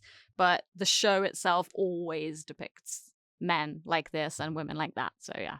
We're just pointing it out. Yeah. So it looks like they've gotten out all the old photo albums all over the coffee table. And we see that Slater is looking through the photos saying that he's not in any of them. Well, you were busy, weren't you, Roy? I mean, when that one was taken, you were at police training college. Yeah. And when that one was taken, he was nicked. I wonder how early Slater entered the police training college. I know that you said Slater's in Rock and Chips. I just wonder if he'd already started training to be a policeman. I think that's when Del's 16, isn't it, Rock and Chips? Like you said, it's the end of high school for him. So no, I don't think so. But I can't be 100% sure. Again, I know he's in a lot of the scenes and he's kind of lurking around outside the group. Yeah. But I don't. And he tells on them a lot at school. I do remember that. Like every time they do something naughty, he tells on them. So I don't think he'd start that early, but I think he probably went like quickly into it from school. So maybe 17 or 18 he got into it. I don't know. I just wonder which photo they're referring to. Like, I guess the one where he says he was nicked, that would be a photo that was taken after To Hull and Back. Yeah, it must be, right? So Albert sympathizes with Slater that it must have been tough being in prison because he was an ex-copper, and Slater confirms that he got a lot of crap from the wardens and the convicts. Snide, they'd whisper. We're gonna get you, Snide. Hope your wife can sew, Slater. Didn't the warders do nothing? That was the warders. The convicts really had it in for me. 24 hours a day, watching your back, especially in the shower room. I've heard there's a lot of banditos in there. Oh, yeah. No wonder Oscar Wilde wrote a poem about it. You wouldn't believe what they'd sell for a king-size fag in a book of matches. Fortunately, they didn't give me any problems. I mean, these days, even the puffs don't fancy me. I'm quite surprised that Slater didn't get beaten up in prison, actually, because I'd imagine that he would have bumped into quite a few people that he'd actually put away himself when he was in prison. Well, yeah, I do think that that he probably did. Yeah, he doesn't say he didn't, I guess. Maybe just because he doesn't mention it, you're assuming he didn't. But yeah, I just think you would have mentioned that. He mentions people like whispering behind his back and all that kind of stuff, but he doesn't mention like, I used to get beaten up. Yeah. Which is more realistic, I think, based on what Corey has taught me. Maybe too dark for this episode. I don't know. Also, did Del know that Slater was married? I put that note in because he says, I hope your wife can sew. And it seems like a throwaway line here, but yeah, there's never any previous mention of Slater being married, not in May the Force Be With You, especially stays there all night at the station, which to me makes me think he doesn't have a wife. Yeah. And then there's no mention of his wife ever in any of the other episodes. So I do think that this was deliberately put in so that it's not completely out of left field when we find out. But yeah, Della's never mentioned knowing that. Yeah, because obviously you have a joke in May the Force Be With You when he's like, thank you once again, sir. And he's like, who's that? The wife, but obviously that's just a joke. He's not actually referring that it is his wife. Yeah, because I have a few questions like, when were Slater and Raquel married? Like, they would have been married in May the Force Be With You, like you said, but Del knows everything about the locals. And I'd imagine that he would have kept tabs on someone like Slater, especially, just in case he needed some dirt on him to protect himself. Like, he even knows Slater's nickname is Bullshit of the Yard. Like, so how did he not know that Slater was married and who Slater was married to? Yeah, we can try and figure this out, but it's very complicated. So am I right in saying that in dates, Raquel says, I gave it up for 9 years while I was married? Yes, I think so. So she's 30 in dates in 1988, and we have to assume they've been apart for at least a year by this point. But if you think about 1985 is when Slater went to prison. Yeah. So they must have broken up before Slater went to prison. If we actually go off of the years, Raquel would have been 27 when they broke up, right? Yes. And so if she was actually married for 9 years, that means she married Slater when she was only 18. 18. And how much younger than Dell is Raquel supposed to be? Because Slater and Dell are the same age, right? Yeah. Which is 44, apparently, according to the reference that Trigger made, right? About his sister. Yeah. So then Raquel, by now, if we actually go off of real timeline, would be 33. So yeah, that's believable, right? 11 years younger than Dell. Yeah. So that would have made Slater 29 when he married Raquel at 18, right? Yeah. So yeah, I mean, then there's supposed to be 9 years while he's married to this woman of all the different things going on between Dell and Slater over these years. Yeah. Yeah. I know. But then in this episode, Raquel says, I know his name, Dell. I was married to him for 4 years. So we've got a little discrepancy in our timeline. Another one. I can't. Another one. Well, another one. Stone me, Dell. You've been engaged more times than the switchboard, haven't you? I actually can't figure this out. I just can't do it. Yeah, well, obviously, given that John Sullivan didn't know that he was going to make Slater married to Raquel, I guess it makes sense that he didn't really think through the backstory.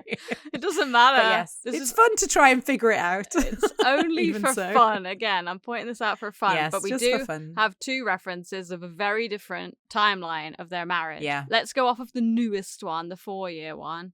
Yeah, that's believable, I guess. It was a 4-year marriage. Raquel was off doing a lot of show business. Maybe Dell didn't interact with Slater that much in those 4 years. Yeah. Maybe he knew he was married, but he didn't ever know anything about Raquel. Or maybe he knew her as Rachel. That's another thing. I do think that so he didn't twig. I think that's put in a little bit as well deliberately here for the joke and for the fact that if you do have a different name, maybe why would you ever put 2 and 2 together? Like he said later, he's like, well, he's Roy Slater and you're Raquel Turner. I just never put that together. It's true. Names do make a pretty massive difference. So Dell finds a photo that Slater is in, and it's the old school football team. So Boise says they're 14 in that photo. Not 14 of them, 14 years of age in that photo. Yeah. And Trigger tries to remember the name of the Italian player when they all hear Marlene's car beeping from outside. Pretty loudly, actually, considering how high up they are. That is one loud horn. And they must be living pretty close to Kings Avenue, given how quickly she arrived from getting off the phone with Boise.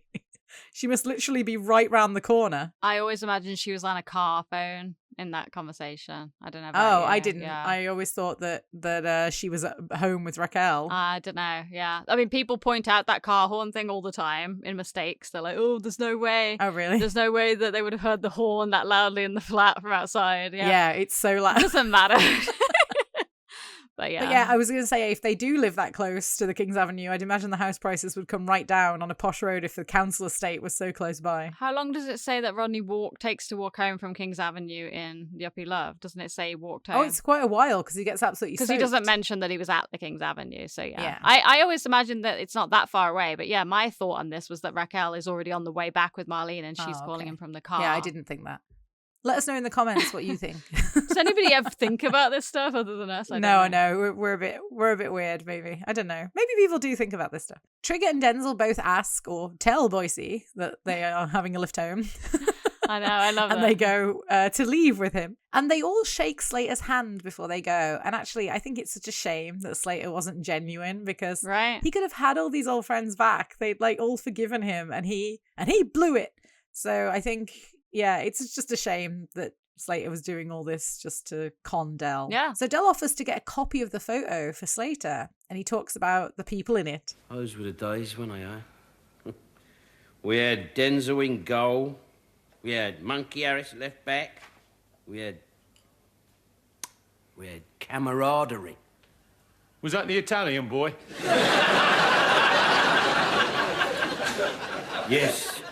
Yes, Trig, that was the Italian boy. Come along, Trigger, huh? Yes, Trig, that was the Italian boy. When I was younger, I didn't know what camaraderie was, so I did not understand that joke. No, but it's still funny even if you don't understand it. Yeah, it's so funny. So it appears that Roy has gone to sleep on the couch, and I say it appears because he clearly isn't really asleep. Del says that Slater can sleep on the couch, and Albert goes into his room to go to bed. You know, Rodney, somebody had told me a few months ago that I'd be sitting and having a drink and a laugh, right, with Roy Slater. I would have said they were off their bloody heads. Yeah, he ain't such a bad bloke, I suppose. No, well, this is it. Take them out of their uniform and get rid of their badges, and they're just like the rest of us, aren't they? Just as scared. It's interesting to hear Del's perspective on police officers here, because we've mentioned before that it's slightly confusing how he feels about them. In the first episode we see Slater, Del says that he knows some coppers who play a fair game, but he doesn't like them. And we've also seen him being quite chummy with policemen like Hoskins, and in the later episode Fatal Extraction, when Del's driving through the riots and he's friends with all of the ones on the horses and chatting to them. So yeah, it's just interesting to hear Del say this about police officers. So Del goes into the kitchen and Raquel enters the living room. Yeah. She sees Rodney passed out on the table, surrounded by half-drunk glasses of alcohol. And then she sees Slater on the couch, which prompts her to go and find Del in the kitchen. Yep, it's all right. I'm not drunk. Where's he come from? Where's he come from? He who? Who's he? Ha. You mean Roy? Yes, he come from the pub. I said he'd come back for a drink. You rotten sod. All the promises you made me. Well, shut up, come on. Raquel, you didn't believe me when I said I was just going to go out and have 2 halves of shandy and then go to midnight mass, did you? All the others. Your promises mean nothing, bloody nothing. Hey, now calm down. Well, you don't get excited. It's not good for the baby. Here, have a drink. I don't want a drink. I thought I could trust you, Derek. I believed your promises, all of them. Your husband can't get near you, Raquel. He'll have to get past me first. Yeah, well, that's right, isn't it? Really? Yeah. Well, what's he doing, laying asleep on our sofa? What are you on about? My ex-husband is laying asleep on the sofa. No, that's Slater. I know his name, Del. I was married to him for 4 years. Dun, dun, dun. So, firstly, Del offers her a drink to calm her down, which should indicate how drunk he is. There are 2 occasions in this episode where pregnant Raquel is offered drink. Maybe they mean water or tea. No, champagne from Slater, and obviously Del holds out what looks like a glass of whiskey for her in the kitchen. But he soon sobers up at the news that Raquel was married to Slater.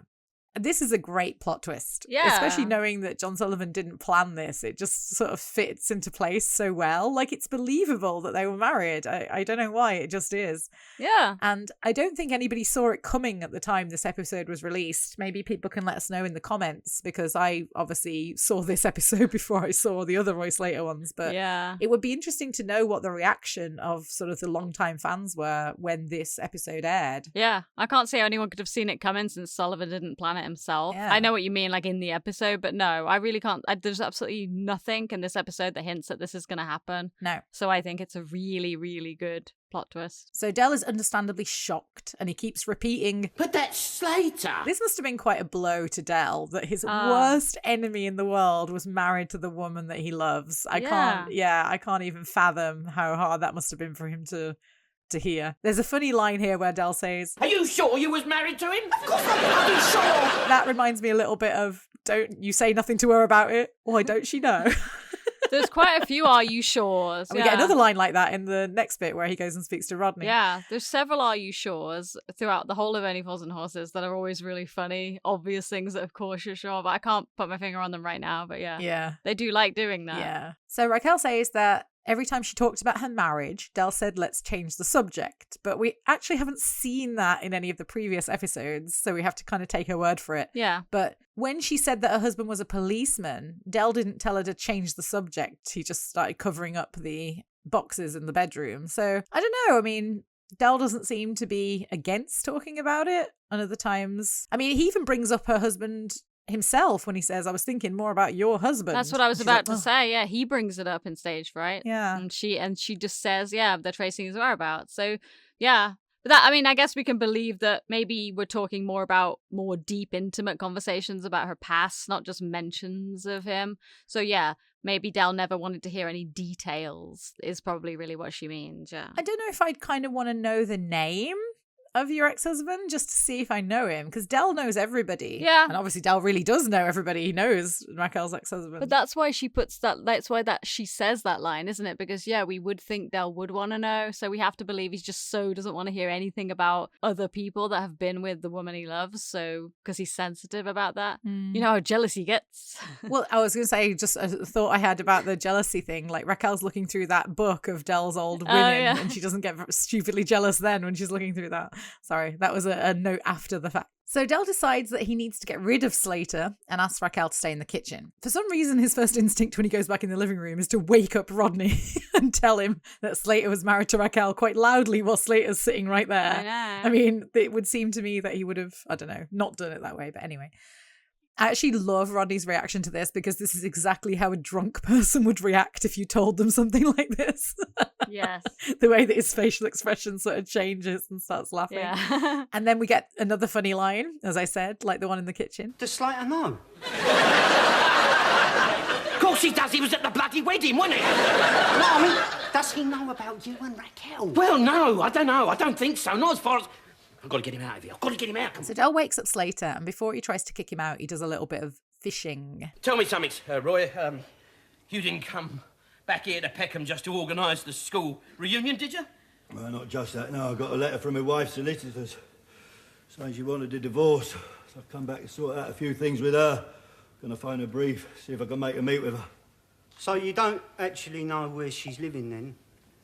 No, but the solicitor's local, so must be round here somewhere, mustn't she?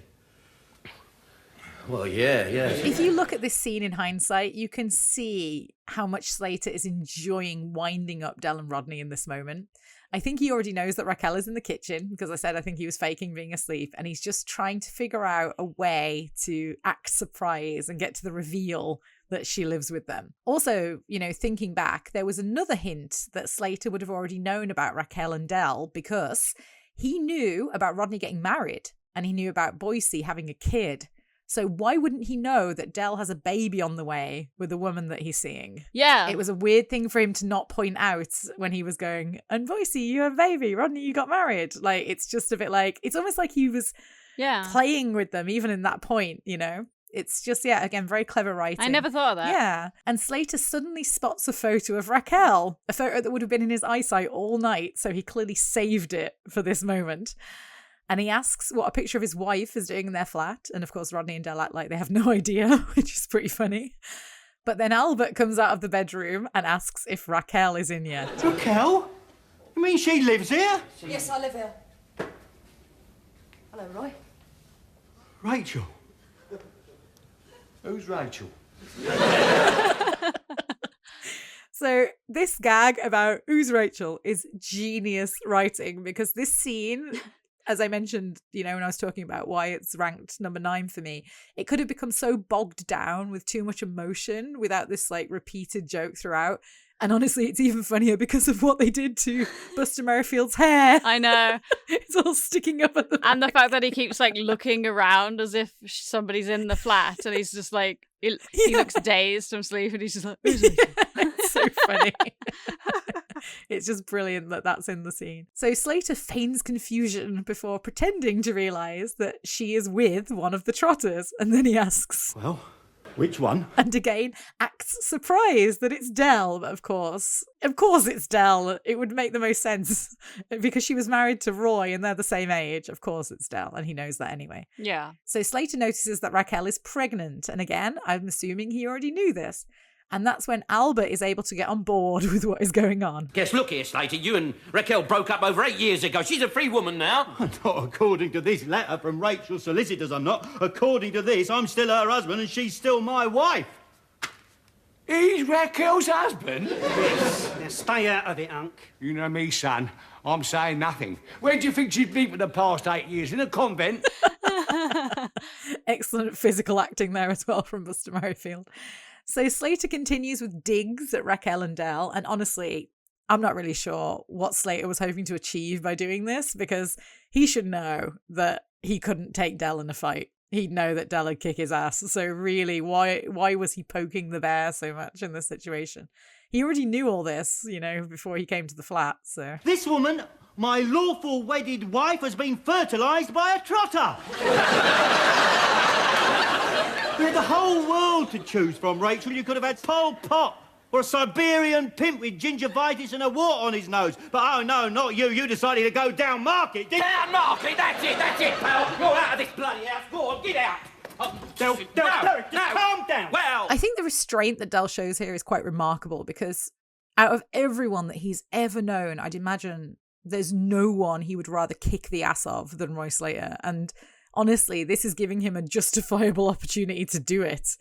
And yeah, it's really crazy that Del is able to control himself for as long as he does. So Slater tries to sweet talk Raquel in front of Del now and saying that he's getting this inheritance soon and he was wondering if they could try again. And in my opinion, this is the only time that Slater slips up, because mentioning this inheritance several times in front of Del and Rodney is what leads to his downfall. Yeah. It's actually kind of weird that he does, honestly. But again, if Slater was genuine about trying to get back with Raquel, I suppose he would tell her, but he isn't genuine, He says he doesn't want her in that condition. And we find out that he wants Raquel, later we find out that he wants Raquel to waive all of her rights to his money. And that's how he blackmails Del. So why tell her about the inheritance? Yeah, I don't really understand why he would do that, because that is obviously, it raises suspicion. What is this inheritance? And that's why they find out. Yeah. What do you think? Well, yeah, I agree. But it seems in the last scene when, we'll talk about when we get to that they think it's just inheritance from his dad, or at least that's what Rodney and Albert think. And then Del confirms it can't be that. Yeah. So maybe, because again, from the audience's point of view, we brush past this. We don't think too much about this until maybe later.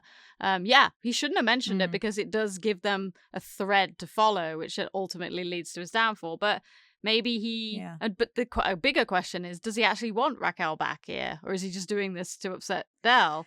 Because I don't think he wants her back. She's pregnant. She's about to have his baby. Yeah. So I think it's more just to wind up Del. So yeah, again, why mention it at all if you're just going to do it as part of a joke or part of a dig? Yeah, it is a bit confusing, that. I agree. But anyway, quite rightly, Del cuts Slater off while he's trying to woo Raquel and asks him to go. Oh, don't you worry, Del. I wouldn't take it back now, not in that condition. Right, come on, calm down. It's all right, Don. Now stop it.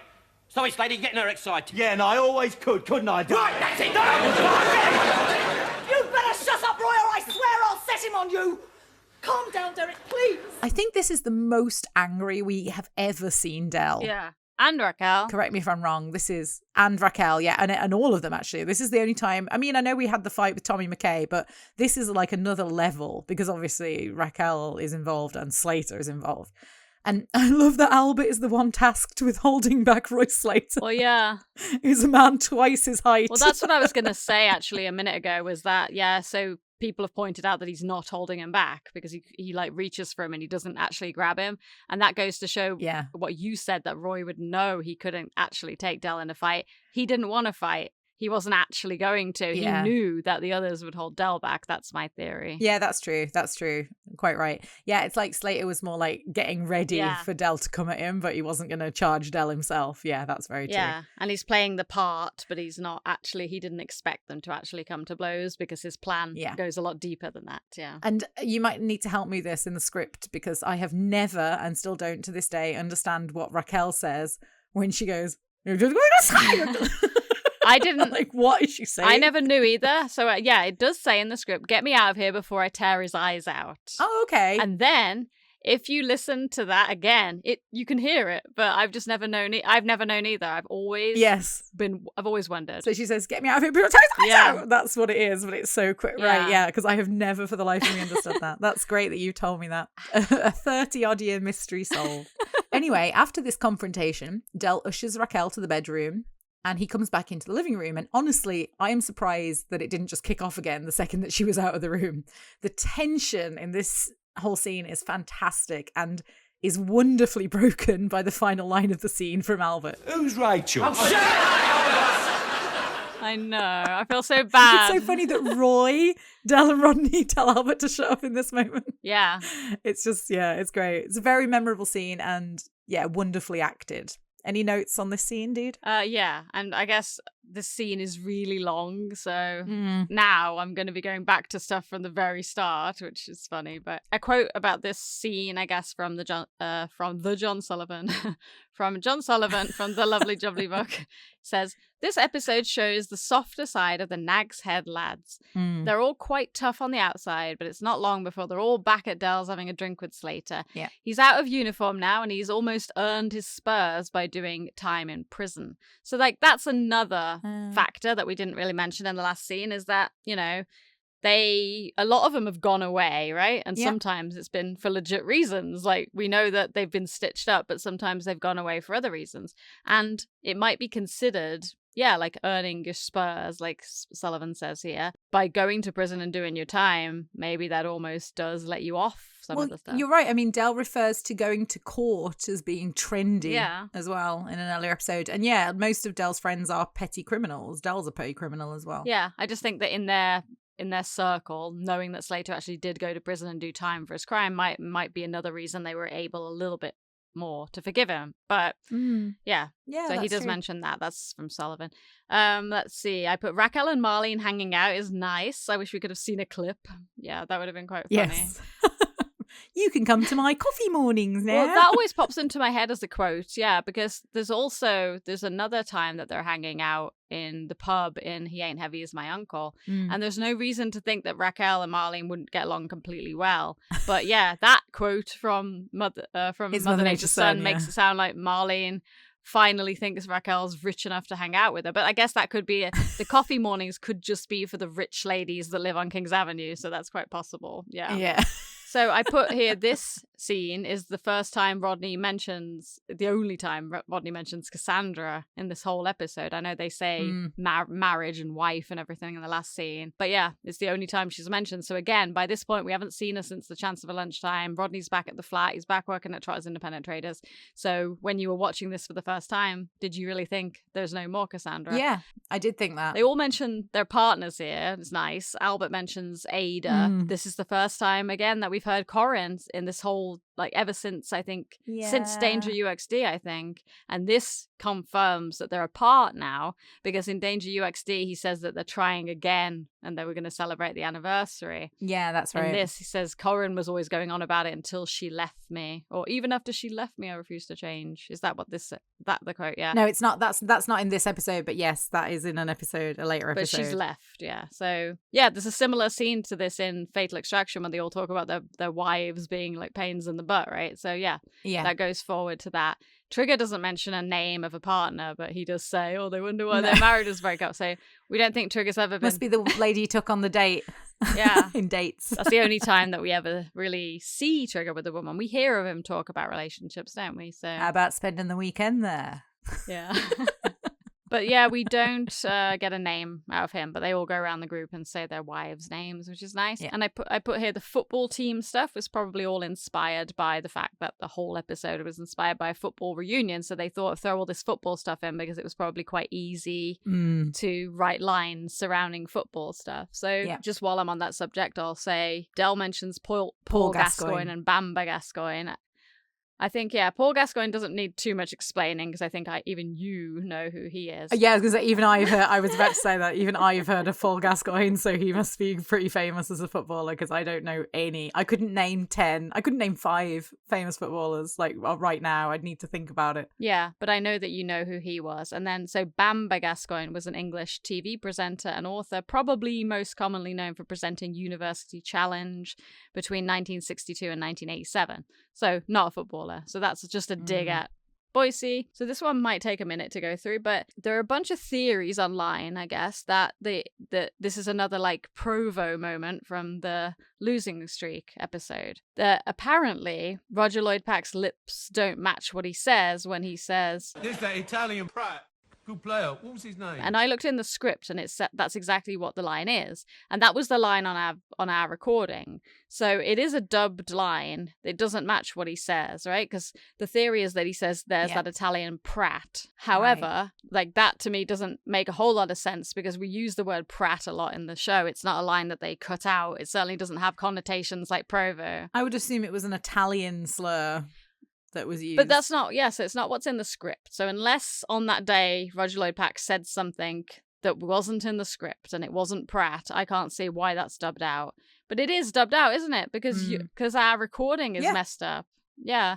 Like I tried to play it back several times. When I was looking, I just thought it was like a sound glitch, but yes, I noticed it's almost like it's distorted, so you can't hear the word he says. So I have to assume he said something else that day on set. Not Pratt, and they have to cover it up because the line in the script says, good player, what's his name? There's that Italian kid. And so let us know if you actually know any facts about what he said that day, because if he said Pratt, I just don't understand why it got cut. I do understand all the reasoning behind them cutting Provo out of the Losing Streak episode. Yeah. But the word Pratt... You explained it very well when we did that episode. There's nothing wrong with the word Pratt, right? I mean, it's an insult, but it's not like anything really bad or anything. Please list all the one-syllable swear words you can think of that begin with P in the comments, and we'll see if we can all agree which one he was saying on the day. Are we sure he said P, though, even? I think it's got a P sound. Yeah, I don't know. Gone for a P. So the thing about... what we're talking about is the distortion of our download of the uncut episode, which obviously we have no idea of the origin of this. Yeah. Let's keep moving on. Roger Daltrey had long curly hair, so that's what they're insinuating here with the Del with his Roger Daltrey haircut. Although some have been keen to point out that Roger Daltrey wasn't in the limelight in 1962. Does that matter? He still could have had a Roger Daltrey style haircut when you're referring back, so I don't think that matters. I made a note here that's the EEC, so Del says, see if the EEC have changed the law on gravity. So the EEC is just quite an old-fashioned term for the common market or the European Union as we would now know it. So this is just a dig at them joining the EU and a lot of the laws changing, I'm guessing.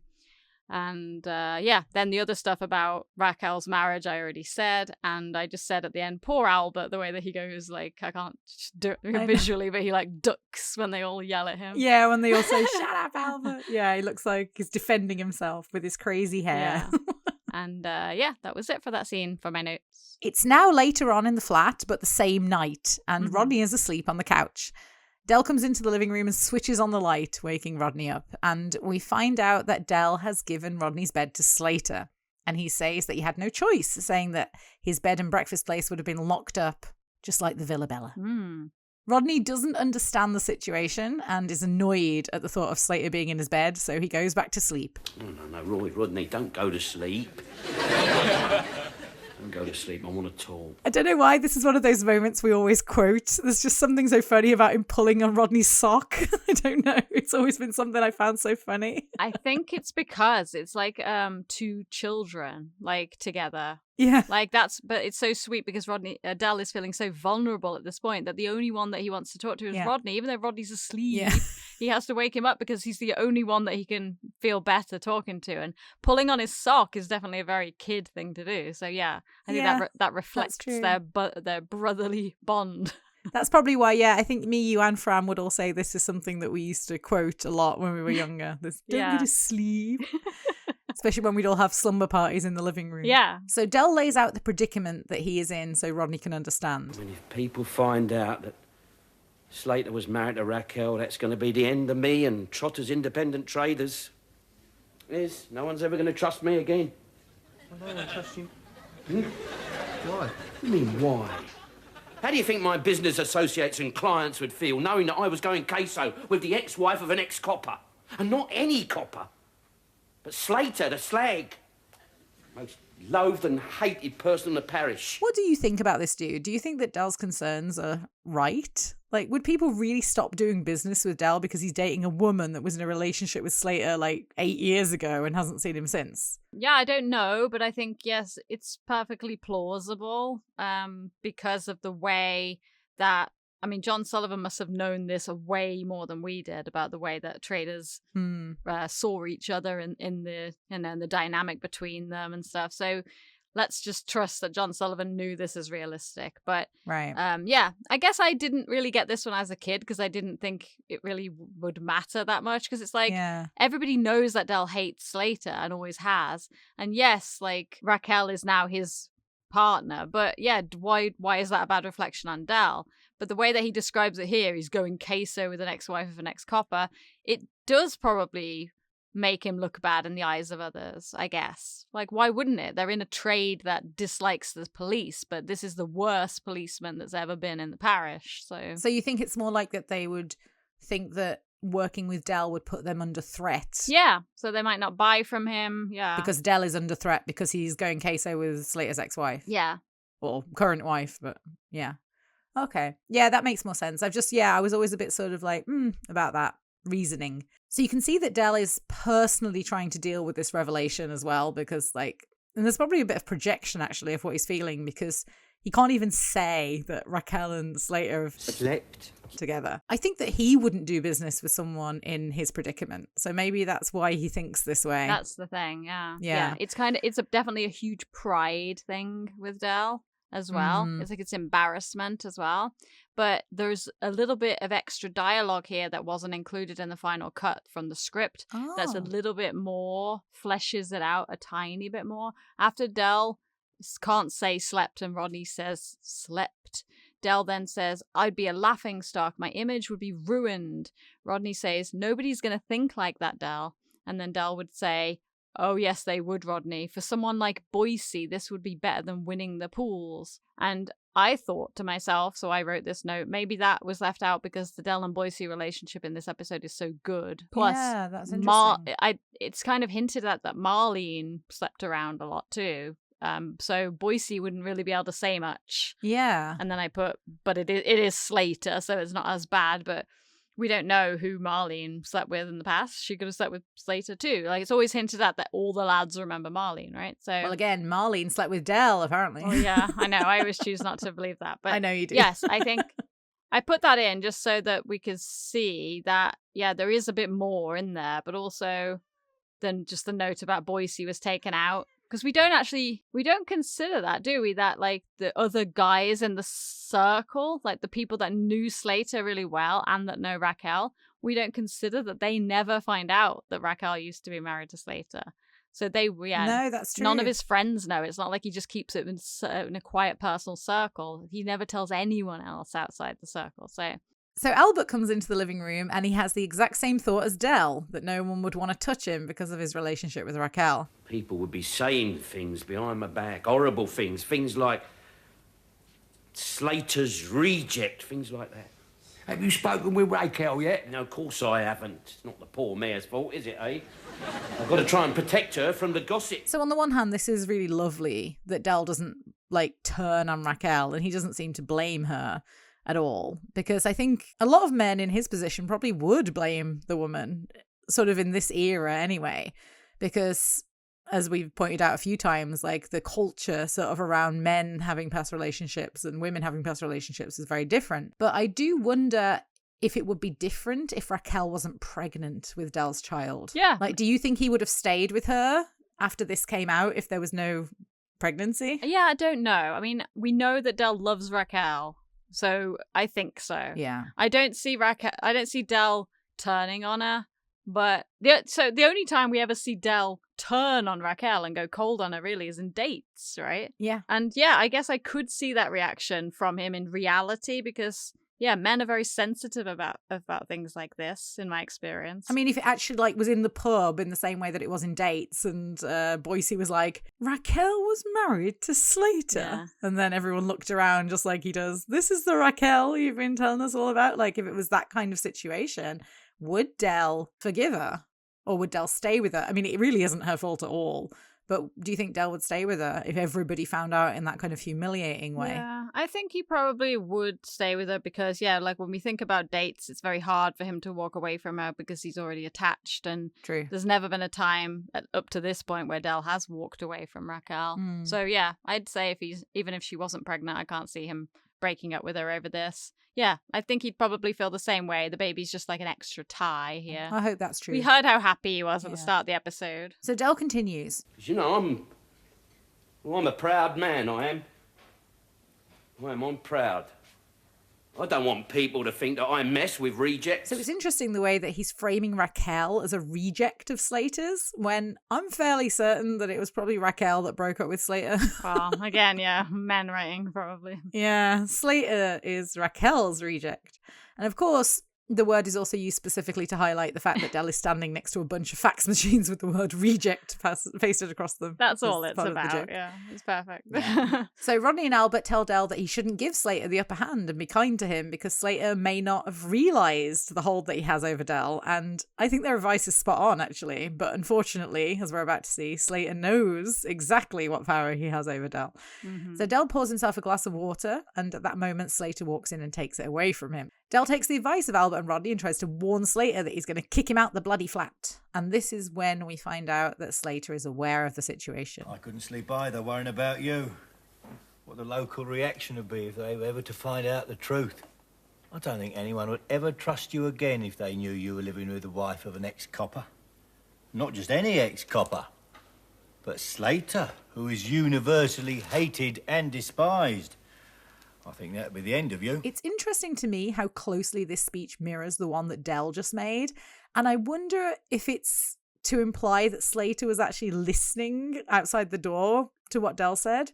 I mean, I'm not saying that Slater wouldn't have already known the power that he has over Del in the situation, but I wonder if it's done like this to sort of emphasize that power, like to let Del know that he's in his head. Yeah, well, I can probably confirm this for you with, again, another cut line. Because did it ever occur to you that when Slater, like, leans forward and looks at Rodney and he says, universally hated and despised, but that line isn't in, and that's not what Del said?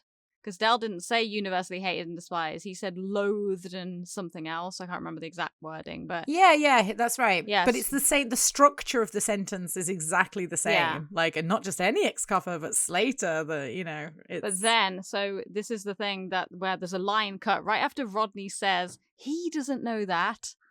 And then there's nothing. In the script, Rodney would have said, he doesn't realize that he is universally hated and despised. And if people were to discover the truth, you'd be ruined. Oh, so he was listening. Yeah, so in my opinion, so that line was probably just cut in editing. But it was recorded. So the theme of the scene is that he came out, and when he looks at Rodney and leans over and goes, the most universally hated and despised man.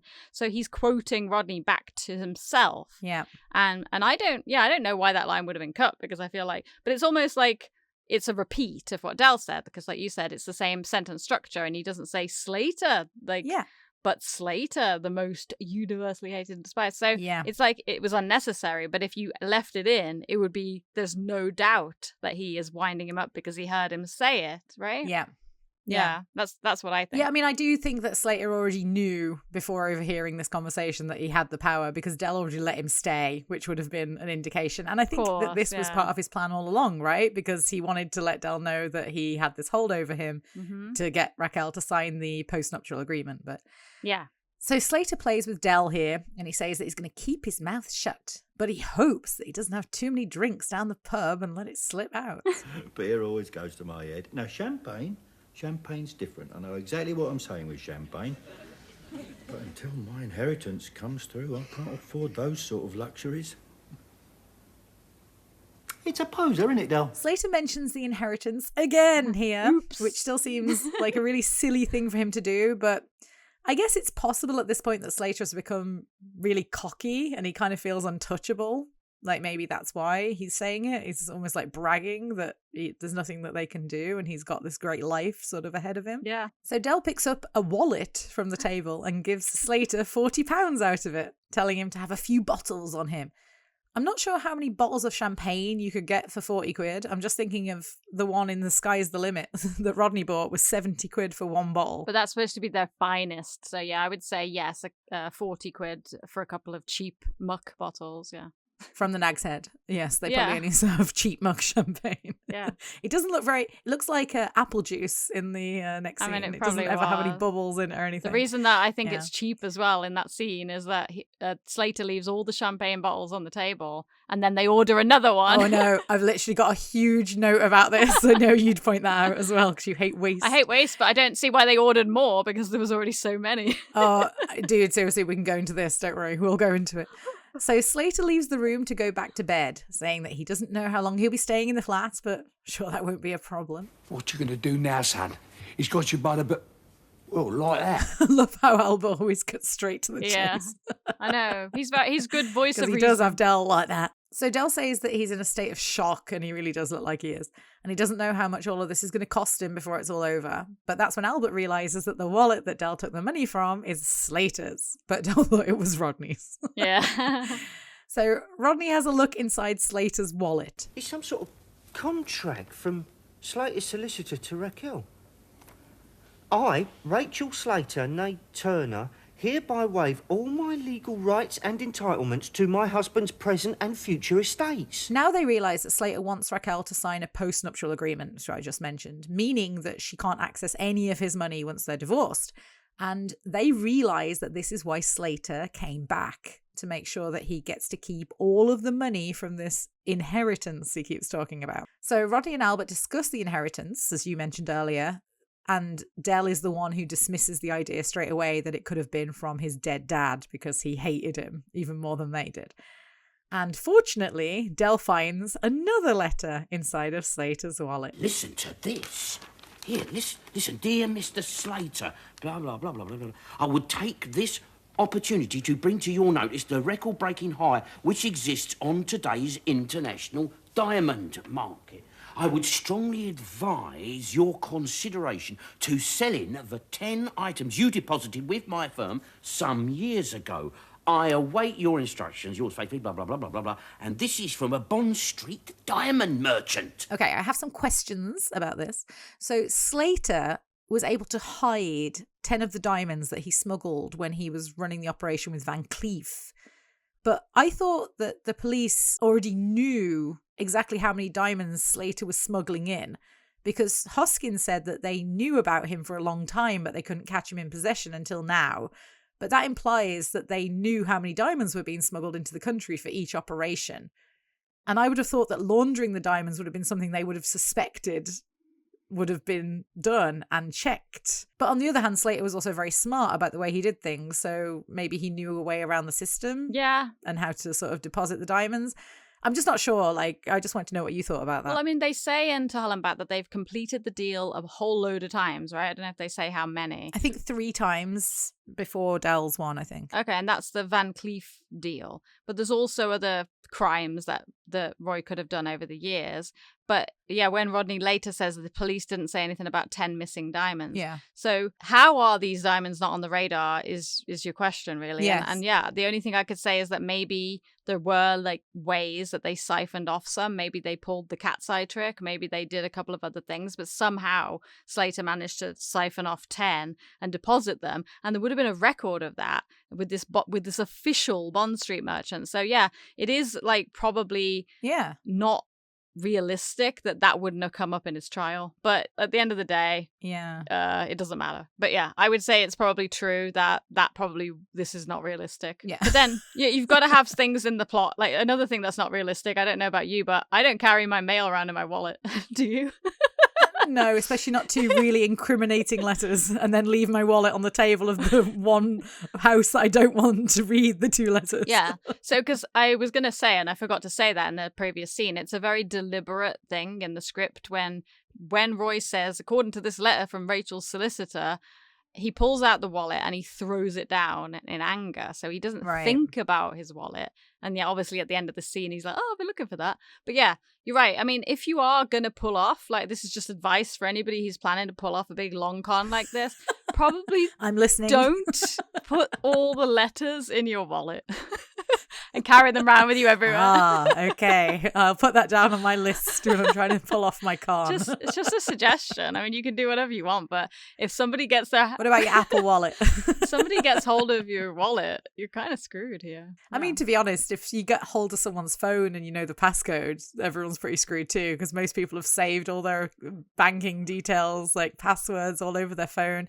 If you know the code to someone's phone, or you can break into someone's phone, you can pretty much access anything about their life. Yeah, I mean, nowadays it's very, like, a huge deal, privacy and stuff. But I think in those days, I mean, even though he knows that's a physical thing that can incriminate him, for some reason, he fucks up and he brings it into the flat. But then at the same time, like I was just about to say, this bit here, the Trotters basically just fucked themselves by talking so loud that Roy heard everything. But then they do it again. The second that he goes into the bedroom, they do it again. So it's like everybody is a little bit dumb here.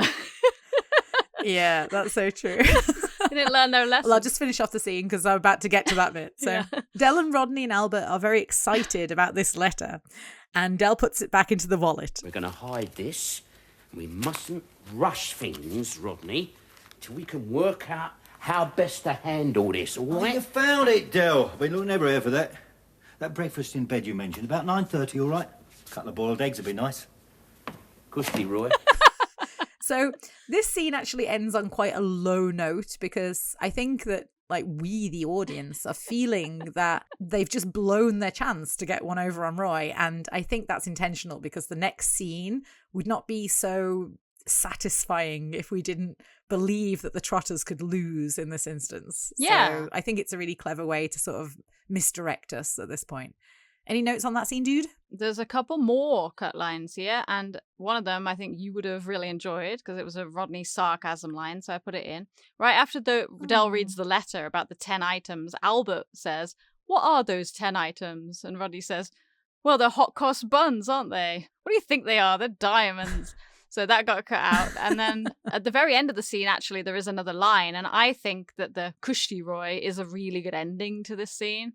Yeah. But there was another line afterwards that was cut out, and I think probably quite rightly. Albert then says, "Well, you handled that well, son." And Del says, "How was I to know he would come bursting in and nick the evidence?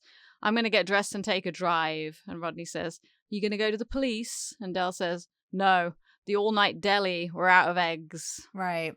And it took me a minute to figure out why he said that, but then I was because he's got to make a couple of boiled eggs for Roy. Yeah, because he said a couple of boiled eggs would be nice. So unnecessary. Yeah, you're right. Yeah. The scene didn't need it. I agree. Kushti Roy was all it needed. I've always thought that ends really nicely because Del's like running to the door excited, and then he suddenly just turns around and goes, "Kushti Roy," and then it's over. Kushti Roy. Yeah, it's like disappointment. Yeah, I don't think they needed it. So, yeah. And the last note is just the John Barnes free kick thing, another footballer reference for this episode. John Barnes, very well-known footballer from that time period.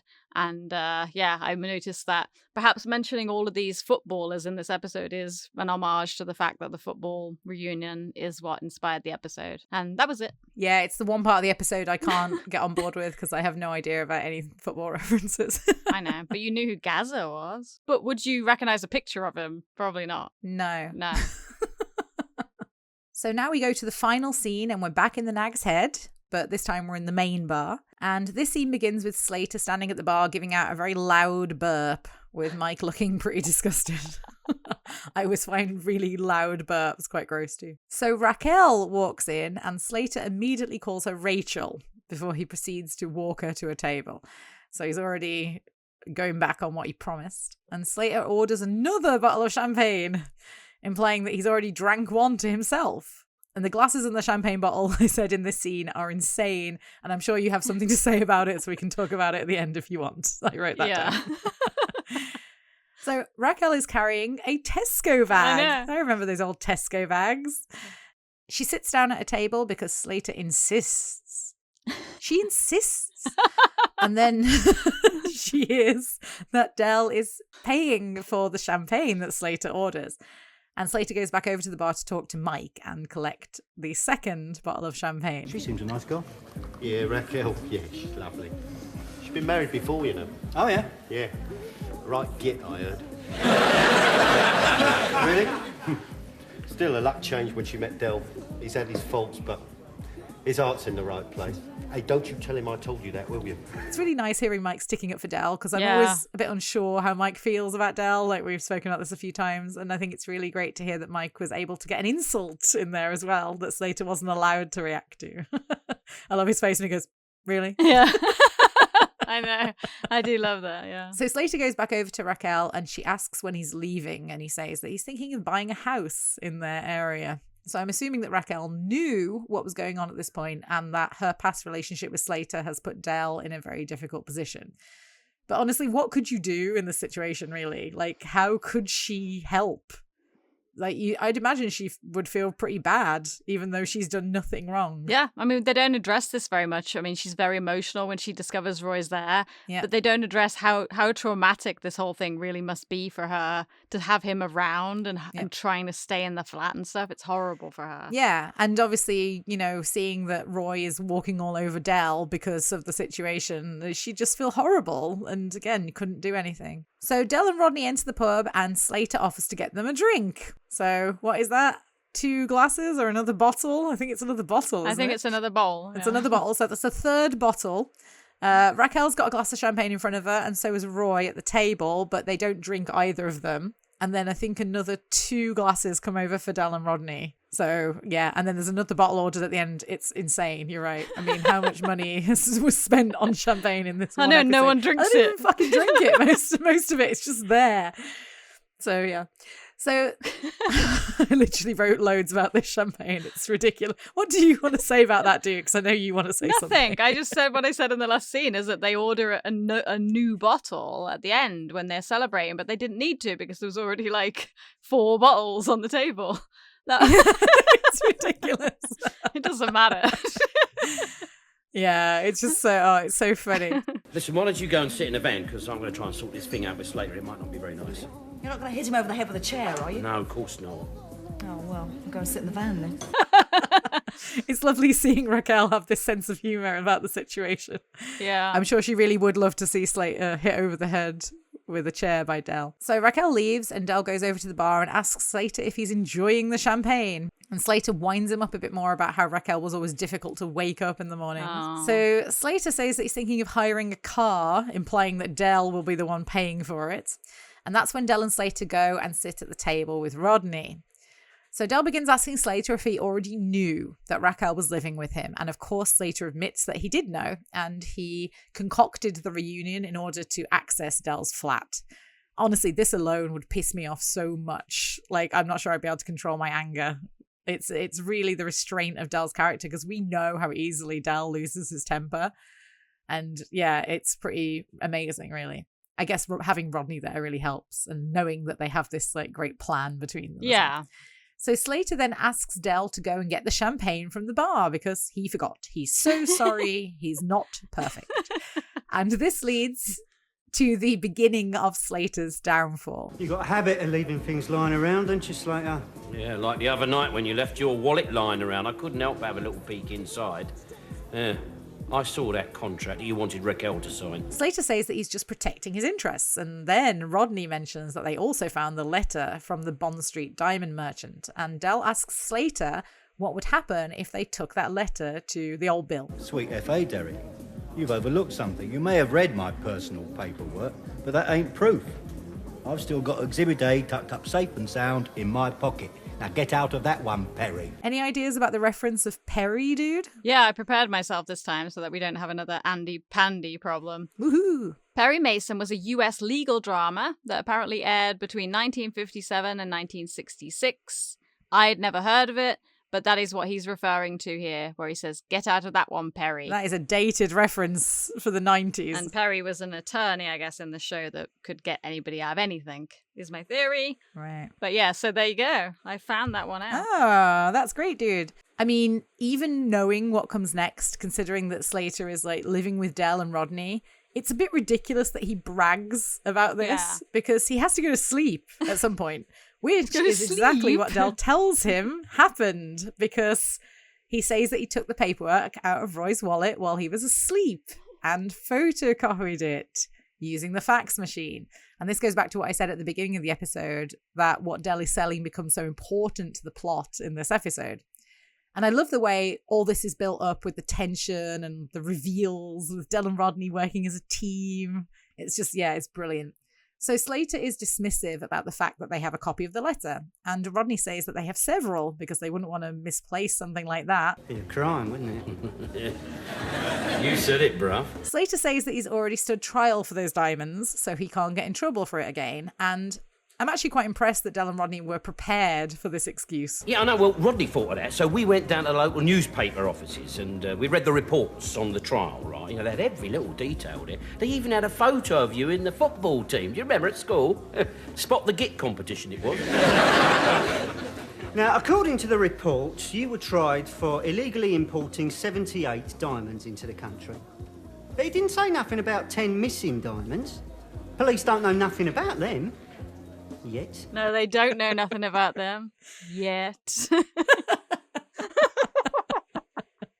Now Slater looks genuinely worried, and it's very satisfying for the audience and for Del and Rodney, I imagine. So Del and Rodney brag that Slater wouldn't stand a chance with a new trial and he would be going straight back to prison for a much longer sentence. Correct me if I'm wrong, but I suspect that you're angling for a deal.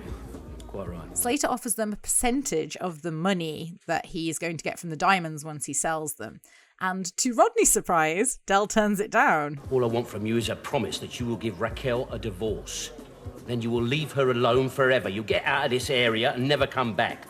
You'll also keep your big mouth shut, because if one person, just one, hears that you were married to Raquel, then there'll be a letter with a first-class stamp on it, winging its way to the Commissioner of Police. Slater accepts this deal, but clearly hasn't thought it through from the financial side. No. Because that's the whole reason that he came back.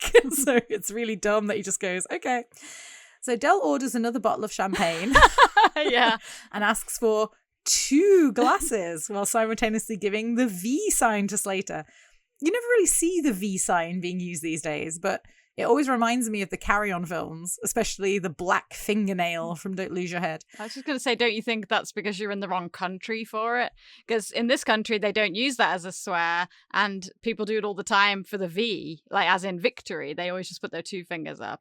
It's not, so it's only in England. That's probably why you don't see it. No, but I'm even thinking about when we were growing up, it was already being replaced by the middle finger. Unfortunately, America won out on this one. I think most people would consider the middle, like even think about the emojis, like the middle finger is the one that everybody uses. There's no sort of British version with the 2 fingers. It's true. It is an older fashioned swear. But I wonder, anybody who lives in the UK, tell us how often it's included in stuff. Yeah, it's used loads in the Carry On films. Yeah. Obviously, as like a running gag. But yeah, other than the Carry On films and, here as well, I can't really...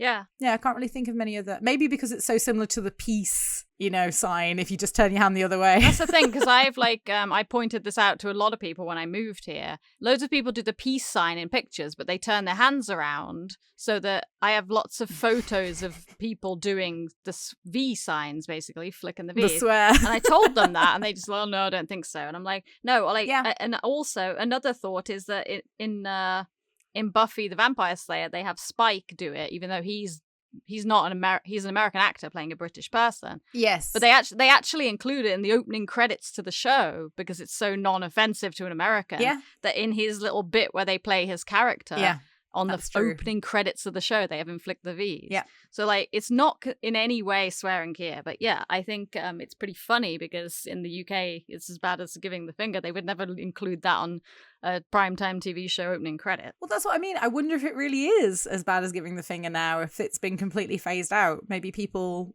can tell us in the comments, people living in the UK, if this is still considered as offensive as giving the middle finger. Yeah, who knows? Because there's so much theory and interesting things you can read about how different things are so offensive in one country and nothing in the next. Yeah. So it would be interesting to know how offensive is this still considered to be in the UK. As Slater is leaving, he has a final request. Del, you do me a favour.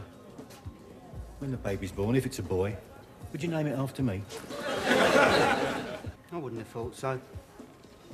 Hardly fair to christen a kid Dick, is it? As soon as Slater leaves, Del and Rodney cheer in celebration. Yes! Well done, Rodney. We've done it. What a team. What a team. What a bloody team. Yeah. Why didn't we take his money? Because it's illegal. Yeah, but Yeah, I suppose you're right. But, you see, when he sells the diamonds and he gives Raquel her divorce, she will be entitled legally to 50% of everything. Oh, Derek, I will drink to that. You two celebrating something, are we? Yes, you could say that, Michael. We just pulled off the deal of the year. Oh, yeah, that reminds me, Del. That fax machine you sold me, the photocopier on it don't work. Oh, don't it? That's funny. Don't work on ours either. Now, this is interesting, and I'm sure Jenny will back me up here. When we had this recorded off the television as kids, our recording stopped after Mike said, "That fax machine you sold me." Yeah, I know. It stopped there. So we never heard that the photocopier didn't work on Mike's fax machine. And even more importantly, we didn't hear that it didn't work on Del and Rodney's. So we actually missed the very clever conclusion to this episode our entire childhood. Yeah. I don't know why that happened, why the recording stopped there. Well, it was probably because in those days you used to program stuff and often it would cut off before the end, but it could have been that something else was recorded over it. I think that was more likely because we used to do that all the time, accidentally cut the things off by recording the next thing over the top of it. I'm guessing that's probably what happened. Yeah, I mean, I can't remember. I don't know if you can, when I first saw this episode without the ending missing, but it must have been quite a revelation. Yeah. Well, what would have been funny is if, I mean, obviously not funny, but like all the other times in this episode that they fucked up by speaking, Roy comes back in the bar and be like, "Oh, your photocopier doesn't work." The deal's off and I'm moving into the area. Yeah, I imagine. Because like they never learn. Like they didn't check that he was fully gone out the pub. He's not like somewhere over in the back. That's true. Considering what noise they made when he left, and they were like, "Yes!" Like he literally was just outside the door at that point. So yes, that was. But then I suppose he would have expected to hear them celebrating after he left. That probably wouldn't have surprised him. But yeah. It's a good thing they didn't go, "We conned him, Rodney." Yes, we were. Like, that would have been worse. Do. Yeah. To be honest, like, it wouldn't have been in keeping with Only Fools and Horses, like, to have had the window open behind them or something, and then Roy's in the background, and he turns around, and then the credits kicked in. Yeah. Like, because it wouldn't have mattered, because in the next episode, he'd be gone, and we wouldn't need an explanation. I feel like John Sullivan knew he couldn't do that with the Roy Slater character. Yeah, I agree. He had to have Del beat Roy as the last appearance, and he knew this was his last appearance. Like, there's no way he would have left it.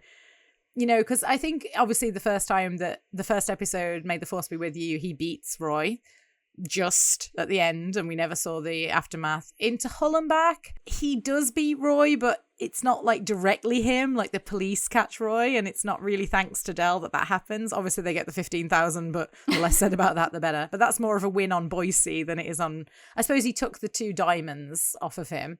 But it doesn't really feel like he beat him. So in this like last appearance, and obviously Roy is sort of going after Del, like really gunning for him, trying to break up his relationship or like, you know, jeopardize his relationship. I think it was really important to have this episode end on, yes, like we not only beat Roy, we beat him by lying and cheating just like he does. And that was, that's something that's so satisfying about the ending of this episode. Yeah. I agree. And every episode that Slater's in, he pulls Del down to his lowest. He always makes Del have to, like, you know, in May the Force Be With You, it's very sad to see the way that he says Grandad will be left all alone on the estate, Rodney will go to prison, and all the horrible things he does to him into Hull and Back, and the things he says about the Trotters at the end of To Hull and Back. It's all just so nasty all the time with Roy. Yep. So yeah, even though in this episode he manages to get one over on Del and hurt Del still, we needed to finish the Roy Slater trilogy with a very happy ending. And yes, it's true. It's almost better that they managed to con him so much that they don't even have any evidence and they still managed to get him out of jail. Yeah. So like, yeah, I think it's a really, really great twist at the end. Now that I could finally see what the twist is, I think it was great. That's what I mean. We missed that the entire time growing up. Yeah, but it still didn't matter because we knew that it was a happy ending, didn't we? Yeah, it's so wonderful seeing like Slater, such an excellent villain, get his comeuppance in the end, you know, and the ending is just amazing, I think, of this episode. So do you have any more notes on that scene, dude? Yeah, just a couple. So at the very beginning of the scene, Raquel comes in to the pub with shopping, and again, I know the only reason she leaves the house, right, is to go shopping. That's her function. She's the shopping lady. They must have had a shelf of props for Tessa Peak Jones, and they're like, okay, you're leaving the house, shopping bags for you. Because why else would you go out? Oversized, baggy clothing, no looking attractive. And you wouldn't have just... Off you go. She wouldn't have come down to the pub to see one of her friends, right? She comes in, she's like, I came in to see if Del's here. Like, so, that's a shame. Well, we don't see her with any friends. We don't see Cassandra with any friends in the future either. It's literally Raquel and Cassandra are each other's friends. That's the most we ever see them interact with another woman. Yeah, I think it would have been nicer if she'd just come in and sat with Marlene, or maybe been in the pub and sat with Marlene, like come in to meet Marlene. Yeah, so there's another line at the bar where Roy announces, because there's a bit where he's talking to Mike and Raquel hears. Is this on Del's account as well? And Raquel hears. Yeah. There was another line where Slater tells Mike that Del made him breakfast in bed that morning. Oh. Because when he goes back to the table, Raquel says, why is That's why she says it. Why is Del bringing you breakfast in bed? Maybe I always thought she just knew that because she saw Del bringing him the breakfast in bed. Yes, I was about to say, that was my assumption, that she saw him taking the breakfast in bed and probably thought, why don't you ever make breakfast in bed for me? Well, he does, because he made it in... I suppose he did bring her a cup of tea that time. He made it, and Jammy Dodgers, he bought her. Oh, yes, that's true. There's another mention of Tenko, because we've mentioned Tenko a couple of times, haven't we? So we have to highlight that. Yes. I don't understand the reference that Slater makes where he says, I'm just looking after my interests. If it's good enough for Rod Stewart, it's good enough for me. I tried to read Rod Stewart's entire Wikipedia page to find out what he really means by this, and it was a bit arduous because it's very, very long. So maybe somebody can just explain this to me to save me time.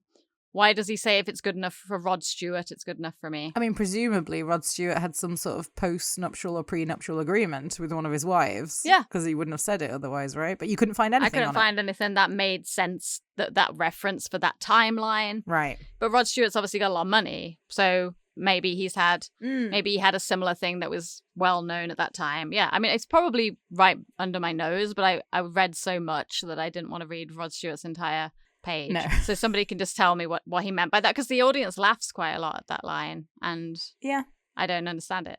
And the line where he says hardly fair to christen a kid Dick, is it, is changed in the script. It says hardly fair to christen a kid arsehole, is it? And then Del apparently looks very proud of Rodney for saying that, is what it says in the script. I never noticed whether he does in the scene. I think he just smiles, but yeah, I think Dick is better. After that line, I've always thought it was another one of those moments where David Jason looked like he was going to crack a little bit. He's staring at Roy, but I always thought he looked a bit like, oh, that was funny and I can't change my facial expression kind of situation. I guess his smile is supposed to look proud of Rodney for the line. Yeah, he doesn't smile. In the episode, he's staring at Slater completely deadpan, but he does look like he wants to laugh a little bit because of that line. I mean, honestly, Dick works so much better than arsehole because Dick is a real name, so. Yeah, of course. I think it works. That's probably why it was changed. Yeah. Then that was it. Yeah, that's all the notes I had. So if that's everything, let's move on to our awards segment.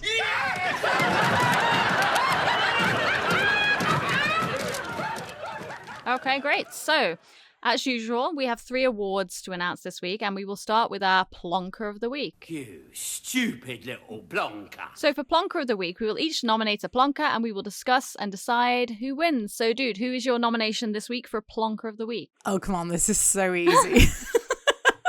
Let's check if I have... It's Albert! No. Yeah, it's Slater, right? It's Slater. I mean, Trigger's a bit of a plonker for standing in the dark for an hour, but...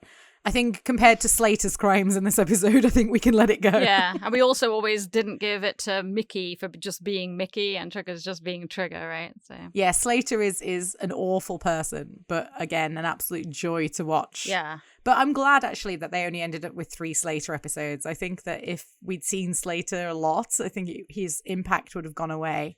It's wonderful that we only get these 3 episodes, and yeah, they're wonderful episodes, all 3 of them. Yeah, and we should say this in this episode just in case you're a new listener or if you haven't listened to the other Jim Broadbent episodes. We are aware that Jim Broadbent was originally it was a choice to play Del before, and he didn't take the part because he was too busy and he didn't think he could commit to as many episodes as they might want to do back in 1981. Obviously, they didn't know anything about the success of the show, but we had a theory back in the old days that if he had took the part, the show wouldn't have been as long as it was because there's no way Jim Broadbent would ever have been free. Yeah. And it's almost like David Jason's availability got a lot less by this time too, and that's why this is probably the last official series of the show.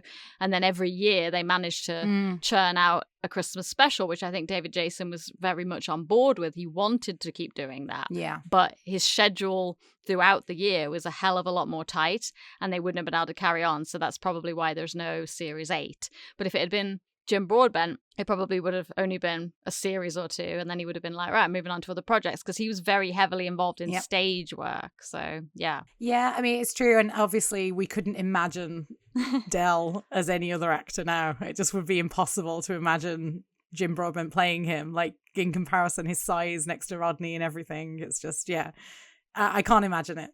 David Jason is Del Boy, obviously. Yeah. So, I think we're in agreement then that Slater is Plonker of the Week. I mean, these days, even the puffs don't fancy me. Okay, this week Heather is going to award her favourite line of the episode, and I will do my favourite moment. So, dude, what have you chosen for your favourite line of the episode? So there's actually a few lines in this episode that I really like. One of my personal favourites that I mentioned earlier is she looked like a bit like Mr. Kipling's bit on the side. I always really liked that episode, that line. And, of course, Jeremy bloody Beadle. While in prison, I found Jesus. What they fitted him up with. But I guess the one that I love the most, because it's so simple, and again, the delivery is just fantastic. Always, Buster Merrifield. Who's Rachel? Yeah, that's a really great line as well. And it's so short, but so impactful. Yeah. Yeah, and it's repeated. And every time it's repeated, it gets even funnier. So, and I think that most people remember that line from this episode as well. So I'm going to go with Who's Rachel as the best line of the episode. But do you have any honourable mentions, dude? Yeah, I had a couple. So I've just got this thought going around my head. We'll lend it to Trigger. And I also have, we had camaraderie. Was that the Italian boy? Yeah, I love that line so much. So yeah, I have to mention those two. Yeah, there are a lot of really good lines in this episode. I agree. And I have chosen my favourite moment. So a couple of things that stood out to me, definitely the moment where Raquel says, "Really? Well, what's he doing laying asleep on our sofa?"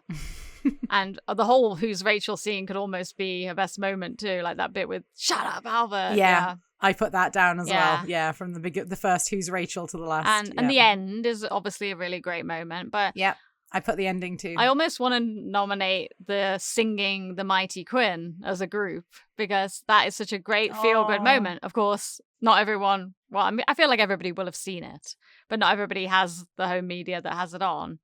But it is a really great moment. Yeah.